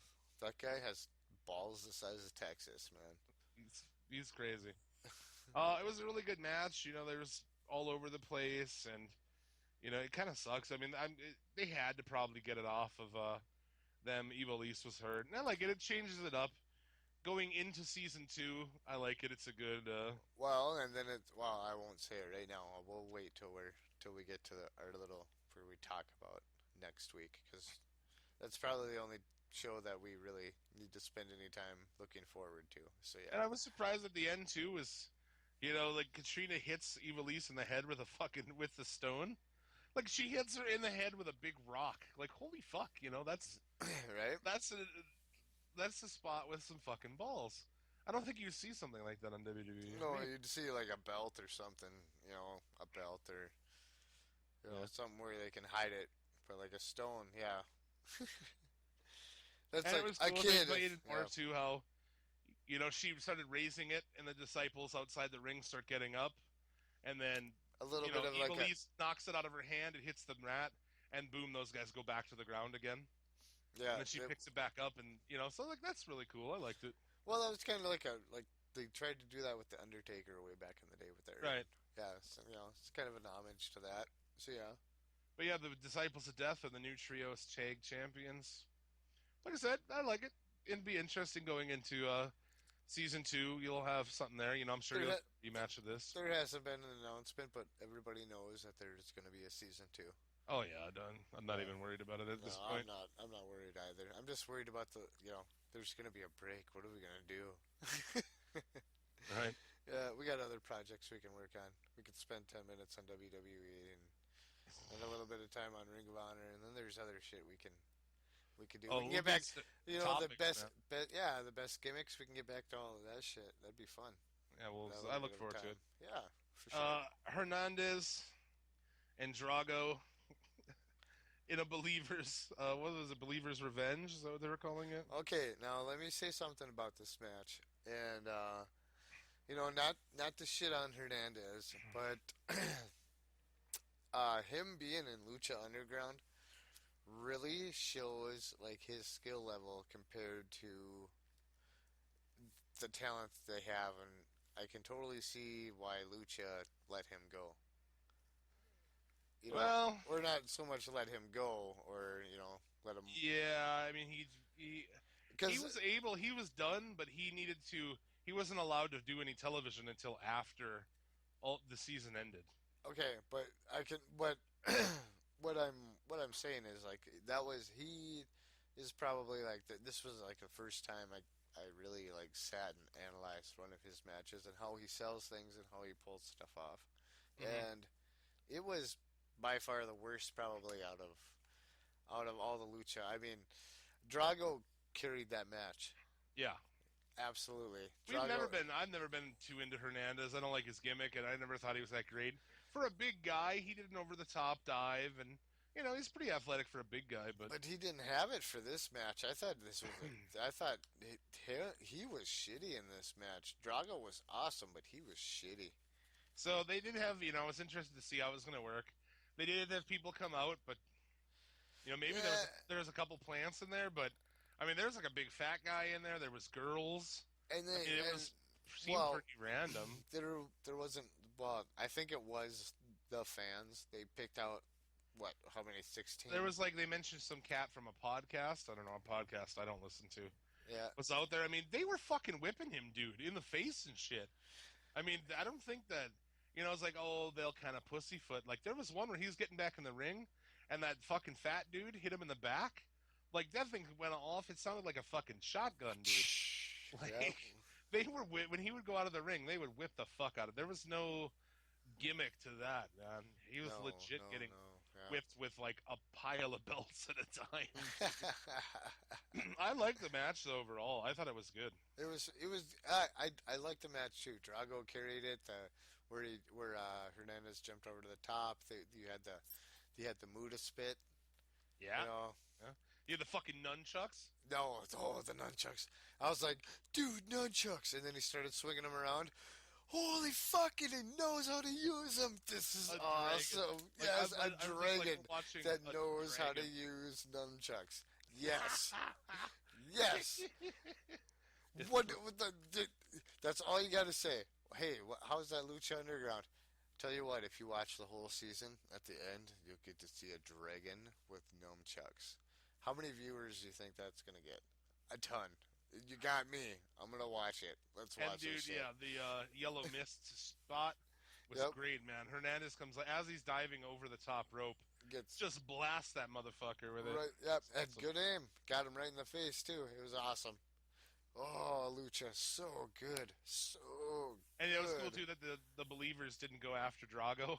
Drago falls out of the ring for the first time, and then, like, patting him on the back. Yep. See, that Drago's over on the crowd. He's over on everybody. He's Yeah. over on me. He's over on you. He's over on everybody. I like Drago.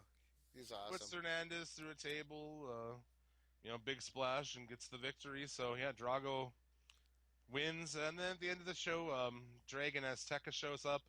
Also, the guy in the hoodie, which Chris Joseph said on Twitter, he's like, go back to episode 1. Well, that guy was on episode 1. Son of a bitch. Was he? I Yeah. didn't go back. Okay.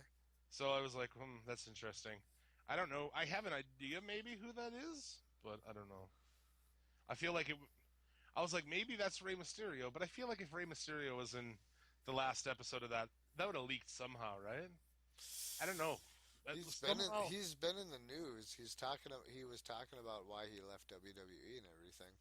Yeah. So. And like I said, I didn't really cover it because I was like, it's not really. Well, that taping was so long ago too. When they taped That's all just of it. this. Yeah. And I was like, it could be him. I don't know. I'm sure old Robert Rodriguez had some. We've lucked out. I mean, quiet. the spoilers on Lucha. It's like I don't think those other sites give a shit, or they've just done a good job of not really spoiling. You need to find out. I don't go looking for spoilers. No, I don't with either Lucha. because I don't want to be spoiled. No way. That's too good of a product to be spoiled. If somebody spoiled it for me, I might go to their house and fucking bitch slap them. Yeah, we might come to your house, Jay and Silent Bob style. Exactly. Are you that said we're? I can't. Yeah, I don't know. Whatever. So, and then yeah, dude. So next week here, you have the end of Ultimo Lucha, which has a lot of awesome matches on Which it. is bittersweet, but it's gonna be so good. Yeah. Let's go through the card. What's the first one? Do you have fuck? Oh, you don't have the card? I had it and I accidentally fucking closed it. Oh no. Well, you've got Johnny Mundo and Alberto El Patron. That's gonna be entertaining. We've seen that before. That'll be good. Yeah, it's gonna be good. Yep. Let's see here. You also have Mil Muertes and Puma for the belt. So that should be awesome. That's a main event, isn't it? Yeah, that's for the belt, so that'll be the main event. Vampiro. Oh yeah, him and It would be going against Pentagon. So let's see here. I know. I'm trying to. You have the Gift of the Gods championship match. Bengala, King Cuerno, Sexy Star, Big Rick, Jack Evans, and Phoenix and Aerostar. That's for the Gift of the Gods belt. Tejano and Blue Demon Jr. Yep, Vampiro and Pentagon, and then Puma and Mil Muertes. So there's only the 5 matches that are on the card, I guess. Unless I'm missing one there. But so that'll be nice. It'll be time to work. I'm sure there'll be other angles. And dude, we got really close this week to fucking seeing the creature, man. Yeah, we did. Do we get to see the creature? Maybe it's gonna be filled. Maybe because there's only 5 matches. You said, maybe they're gonna go. I think they're gonna close off. Let's see. Let's do the math. We got 100. Well, let's see. After advertisements, we don't get.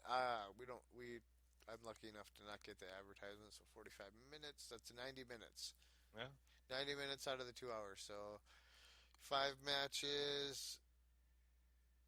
That's, oh, damn. 5 matches, that's like 30 minutes almost. 15 minutes apiece, yeah. 15 minutes, yeah. Oh, yeah, okay. We're dividing by 60 here. Yeah, that's right. But any questions and anything that's been proposed, I'm sure, is going to be buttoned up here. So, and also in this one they showed, she's trying to break through the wall down there. She's in the cage next to the creature, and she's punching like a hole through the wall. So I imagine on this she'll escape. And dude, I gotta see the creature, man.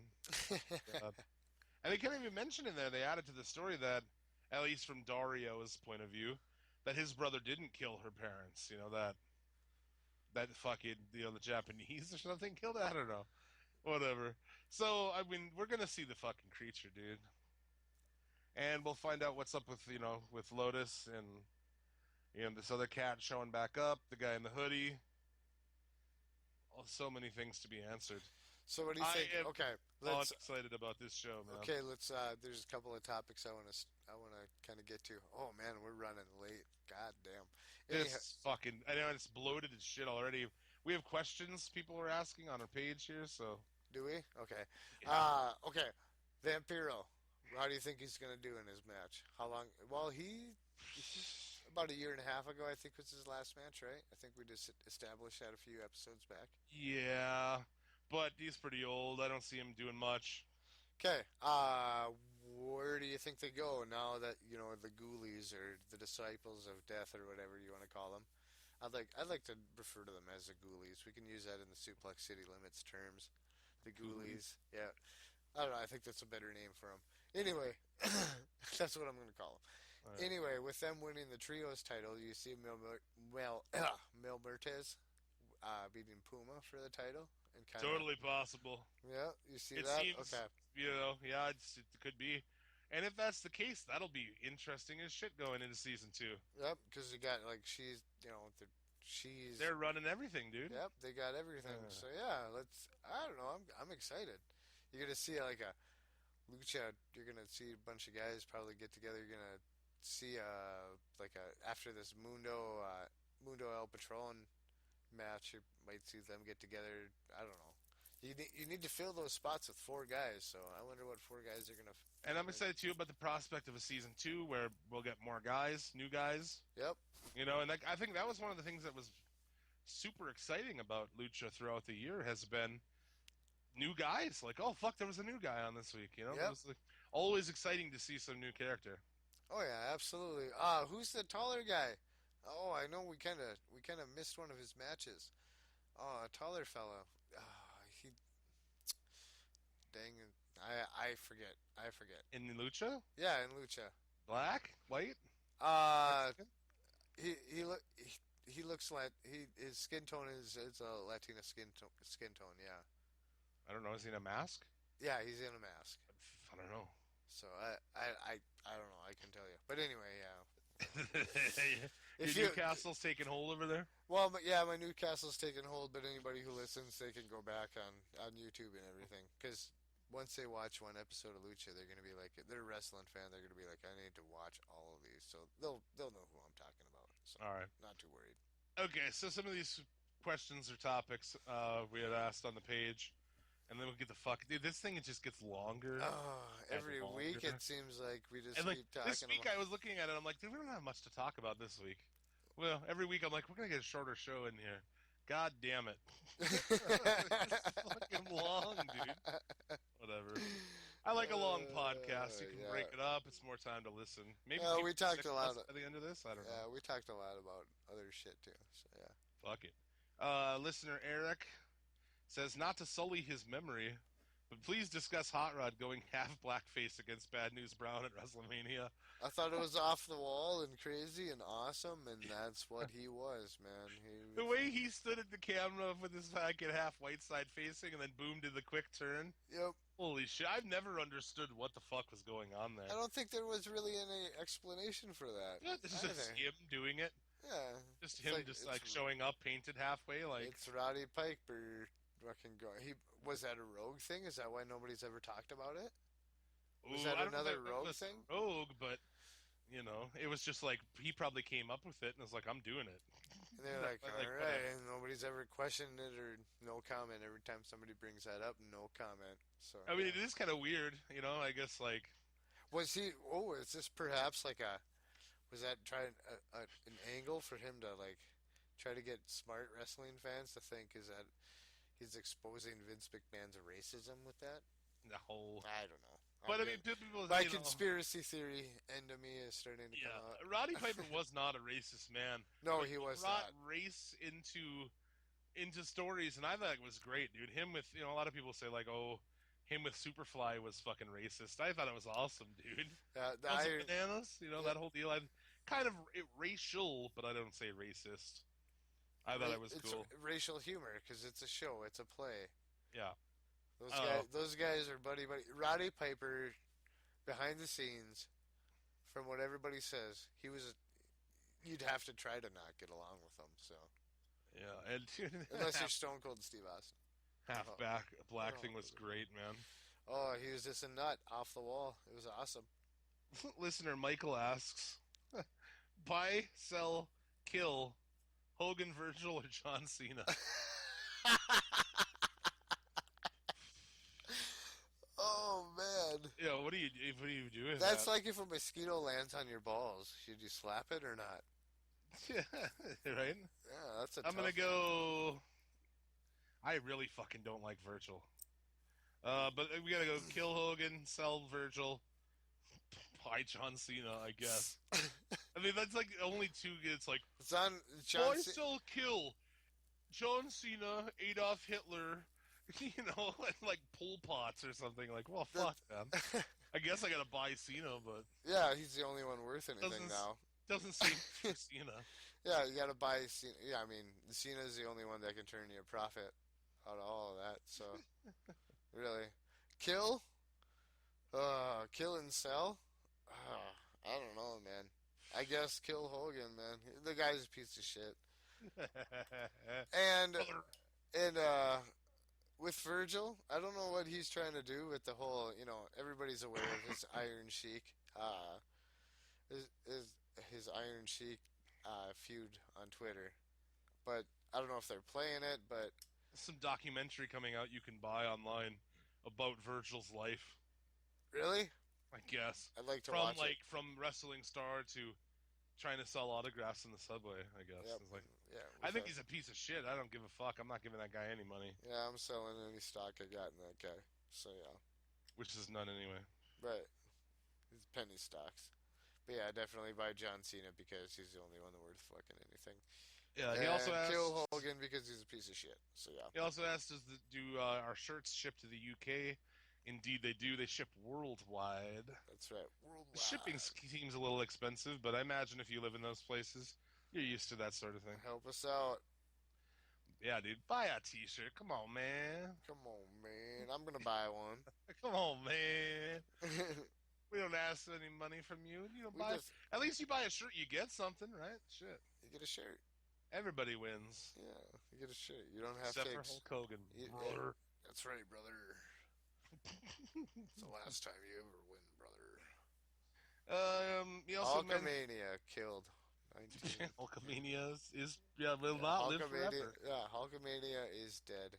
Rest in peace, Hulkamania. That's right. Hulk Hogan is not immortal. 1985 through 2015. That's right. 30 years of Hulkamania. It's over with. He also asks, with Alicia Fox injured, do you think she'll get replaced? If so, who would you replace her with?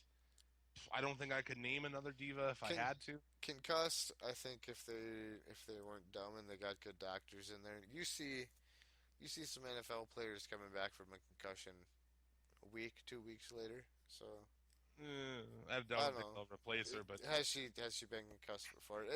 Concussions are such a touchy thing. You gotta look at the history of how many times they've been concussed, and then especially in pro wrestling, how many undiagnosed concussions have been possible. So yeah, it's fucked. So yeah. I don't know. I don't think I can name another one on the roster. Are there? That would be replaced by her. Well, are there other ones? I can't think of any. I'm sure they got some floating. I can think of NXT ones, but that's it.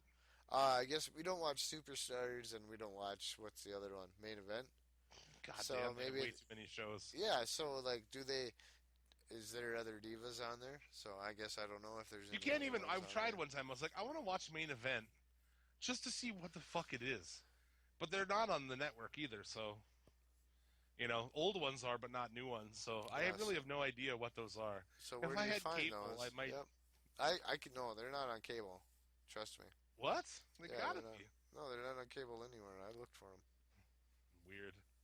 Well, if anybody knows where those shows are, fucking at, let me know. I know that this which I've been channel? curious. Will it There's just be one channel that plays Raw and SmackDown on Saturday night back to back. I'd be interested to see like who's wrestling on those fucking. There'd be all kinds of people you forgot about.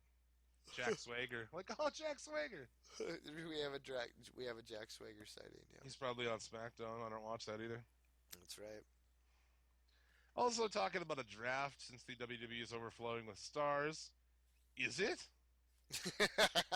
Since the WWE is overflowing with stars with nothing to do, I don't know about that. I might already disagree with you. Yeah. I feel like they don't have. Not so much that they don't have anything to do, it's that they don't. You eating up so much time with bullshit Yeah, that they you don't need to spend so much time on. That do it quick, like how Nitro used to do it back in the day. It's like boom, boom, boom, spot, spot, spot. They wouldn't waste 20, 25 minutes on one fucking angle. Quarter of your fucking show on something. He's talking about a draft for the 4 shows. Well, yeah, that's what I'm talking about. So On the pick main from- shows, you can fucking you have more time to get those people that are quote unquote sitting around. So yeah, Lucha can fucking fit what three matches in an hour? Fuck you, Yeah. Ra. Fuck you, Ra. So he's Don't talking tell about me you don't have anybody sitting around doing nothing. drafting everybody out to the show as Raw, SmackDown, NXT, and Superstars. I mean, what the fuck? You get drafted at Superstars? Like, that's a fucking death set, and you're only on Superstars? Yep. And he's saying here that, people would have matches at, like, Night of Champions or You'd be- certain times of the year. Yeah, man, you'd be buried right next to Hulk Hogan's career. Yeah, dude, I don't think that they have enough. Oh, by the way, I was gonna give Lucha 9 and a half. Whitney Houston and her daughters in a bathtub out of town. Anyway, That's great. I agree, 9.5. yeah, 9.5 because next week's getting a fucking goddamn 10. Yeah. Anyway, I give it 9.5, my prerogatives out of 10. Is that his song? Yep. Oh, there you go. Yep. There was another one, Ghostbusters 2, that he was. Yeah. Was that the song in there? But I don't think they have enough people to do that shit. I think they need more people as it is. So I don't have to see the same fucking people every week. Well, So that she's Sheamus. they're not using Adam Rose. Like you said, they could do something way different with Adam Rose. I think he'd be fine to go over. I haven't seen him in forever. Right? He must be on SmackDown. People were talking too that maybe he could come out as a Wyatt family member. There's been And kind of go back to the Leo Kruger thing. there's been chatter of that. Yep. He posed this one. I'm posing it to you, as I have a girlfriend that I love very much. Take, drop, or spot. And I had to ask him, like, spot? What? And he said, spot is stand there and do nothing. Whatever. Okay. So take, drop, or spot. Melissa Santos kiss, Paige sitting on top of you, or Katrina's lick of death. Like, what? I don't even know Oh man, where do people come up with these things. those are all good though. Stand there and do nothing. Katrina. Yeah, there's not much happening there. Right. Take. I would take Melissa Santos kiss, and I'd take that as far as I could go before I got slapped. There you go. She's so goddamn sexy. Anyway, and what was the other one? Spot, take. It was really confusing. I'm good enough with that. Okay. What are your thoughts on SummerSlam going to 4 hours? I think it's fucking Oh, ridiculous. man. Don't even fucking make me watch that. Because it's not going to be any more shit. It's not like it's going to be any more matches. How There's long just do you more think you can? bullshit. How long do you think you can go with Brock and Undertaker? How long do you think that match is going to be? I say, How I say, is it longer than 10 minutes? yeah. I was just gonna say how. I was gonna say no longer than 10 minutes. I guarantee you. Yeah, So dude. yeah. I don't. I thought that was ridiculous. I was like, wow, that's great. How about you fucking give us good matches on there and like any instead? But How about you give us? Well, they have had some good matches on Raw, but yeah, instead of Lesnar Undertaker. listener Donna, do you think after Daniel Bryan exposed Nikki Bella on Total Divas that her true colors are shown and totally blown for the most ignorant person? I mean, to people with brains, obvious. Like I said earlier, if you watch that show, she's an idiot. She's vapid. She's a garbage human being. Right. And So, I think but I there's. think people watch it and they think she's cool. Young girls probably think she's fucking awesome. You think there's some spite between twin sister that's with Daniel Bryan? Like, oh, go do this and expose her, so people turn on her, and then they have no choice but to drop the title from her Yeah, before the record. So yeah, I guess just some of these behind the other ones scenes too. work. It's Casey, cutthroat. Shit's cutthroat. Okay. Anyway. who would win in a match, Rando or the Diddler? The Diddler wins I always. seen this question. This is awesome. Anyway, continue. Go. Who would win in a match, Rando or the Diddler? The Diddler, man. Yeah. I see the Diddler going on a totally Goldberg-esque fucking undefeated streak, man. I don't think there's anybody that could get in the Diddler's way, including myself. Yes, I would. Hashtag LOL Diddler wins. Yeah, LOL Diddler wins. Diddler fucking always wins, man. The Diddler. The Diddler. That's right. Soon, the Diddler. Get your copy. Some of these questions people ask, it's not like, hey man, what do you think about this? It's like really weird shit. It's awesome. You know, like, what's your idea of a Spinal Tap like mockumentary with a bunch of misfit wrestlers in an organization, like the Diddler, Rando Commando, the Al Bundy guy, which is Paul's from last week. He's Yeah. like a dude who refuses to take bumps, etc. Like, so what? Like a mockumentary of fucking stupid wrestling gimmicks, I guess. I'm thinking what he's talking about is like how it was a documentary of how like a band's on tour and shit like that. Right. How a wrestling organization is on tour, and I think that would be awesome. I think that'd be funny because I'd get the comedy, I'd get the I'd get it. I know what they're talking about. That It shit could would be pretty funny. I think if it done correctly, I think it'd be fantastic. Who do we? But I don't know like what kind of ideas I would have for it. Oh, off, are they ideas? off the top of my head after like 3.5 hours of fucking talking wrestling. Oh, yeah. We probably should have done this at the beginning, when we weren't so like. Make them listen to the end. Oh yeah, very true. That's Right? what you It's gotta like, do. You guys got to sit through all this just like we do. Michael asked a bunch of like, what I don't know. Every wrestling podcast. You'd have to have a roster. I mean, you'd really have to sit down and think about it. But like, yeah, you could have, as far as like the diddler spots, I could think of 1,000 diddler spots. You get like a handicapped kids at the fucking, like Mark, like real handicapped kids. But like, if you're gonna go like the lucha shocking, like if you're gonna have a guy, if you're gonna have a gimmick that is called the diddler. And obviously the entire show is going to be shocking. The Diddler making more wishes come true than John Cena. That's right. That's right. Behind the furnace, you got to throw behind the furnace and everything with the Diddler. No, I'm kidding. I kid. The Diddler. You gotta write some intro music for that. The Diddler intro music. Anyway, where was I going with this? You'd have to think of a roster, and it just flashes back to when we completely recreated WrestleMania 2000 on the Nintendo 64 with gimmicks. And okay, I think it's like safe to say, I don't know. Do you want to say this one on the air, like what we turned Farouk into, as far as like the irony of the entire situation going on with Hulk Hogan? I don't know what it was, and no, I don't. It was a black version of Hulk Hogan. It basically it was funny, so with the whole fucking thing. So like I think like you could come up with so many different different angles. Like you'd have to have a roster of at least 20 at least 20. Yeah, I would actually have it like a Netflix series or something where there's 8 episodes. I think you could have. I think sitting down and having a good writing session, you could come up with that many ideas. Where you I already have the branch song off, too for the Diddler, by the way. Oh yeah, the Diddler song. You know the You have it now. 1, 2, Diddler's coming for you. Little kid voices. 3, 4, better shut the door. Oh man, the Diddler. Just have like a little like a triangle or something, like just like a simple instrument in the background every once in a while, ding or something. I don't know. Fucking Or like a xylophone, ding, ding, ding, ding, ding, ding, ding, and the kids singing along with it. Yeah, I don't know. But yeah, I mean, wrestling podcasts, everybody seems into the whole fuck, marry, kill thing. So he's got a bunch of them. I'm going to skip one. I'll give you this one. This one's more compelling to me. Buy, sell, kill, Barry. Vince, Shane, Triple H, or Stephanie. Buy Shane, kill, or Barry, fucking all of the rest of them.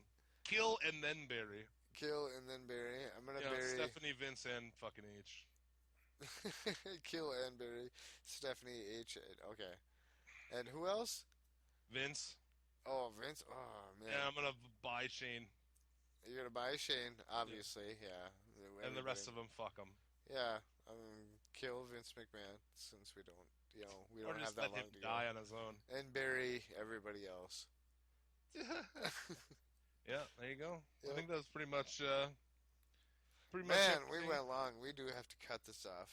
We need to we stop. went super long. God damn. Yeah, long as fuck. 3.5 hours or some shit. Yep. Whoa. It's the longest one yet. I know, man. I don't know what's happening. Oh, yeah. But anyway, yeah. So there, my friends, was your week in wrestling. Tank is full.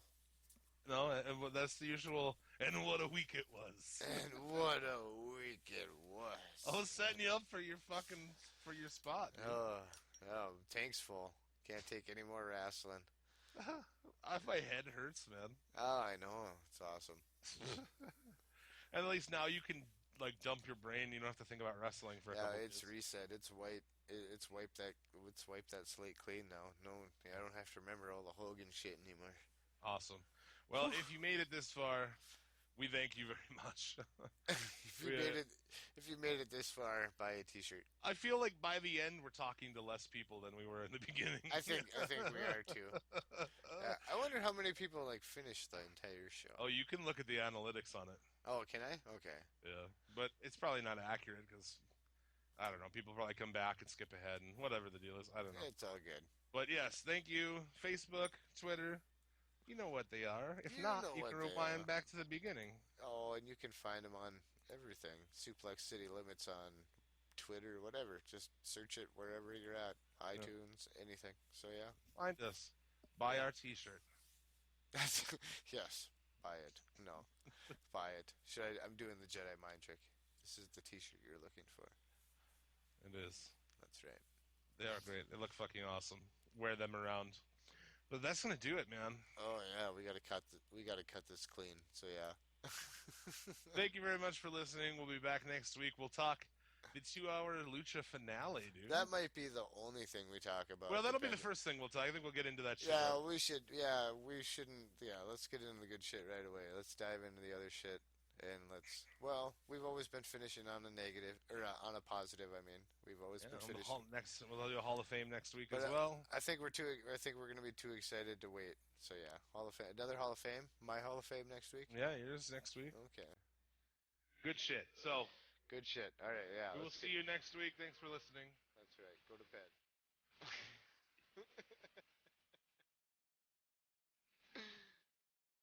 Ric Flair, huh? The real World Heavyweight Wrestling Champion. Must be a little tiny, itsy world you come from with munchkins and bastard hounds that don't fart. Because you've been doing enough barking for them all. See me, I'm real plain and simple and direct. They call me Hot Rod. Everybody knows it. I don't have to say what I am, because I've done it. That's the difference between you and me. You talk about it, I do it. Oh, you want to come out in the frilly robe? Of course, I come out in a kilt. Someone says I'm cute, and I bury my fist down their throat. You want to have a party? You want to see how tough you are? Come on down. The water's fine, but it's up to here.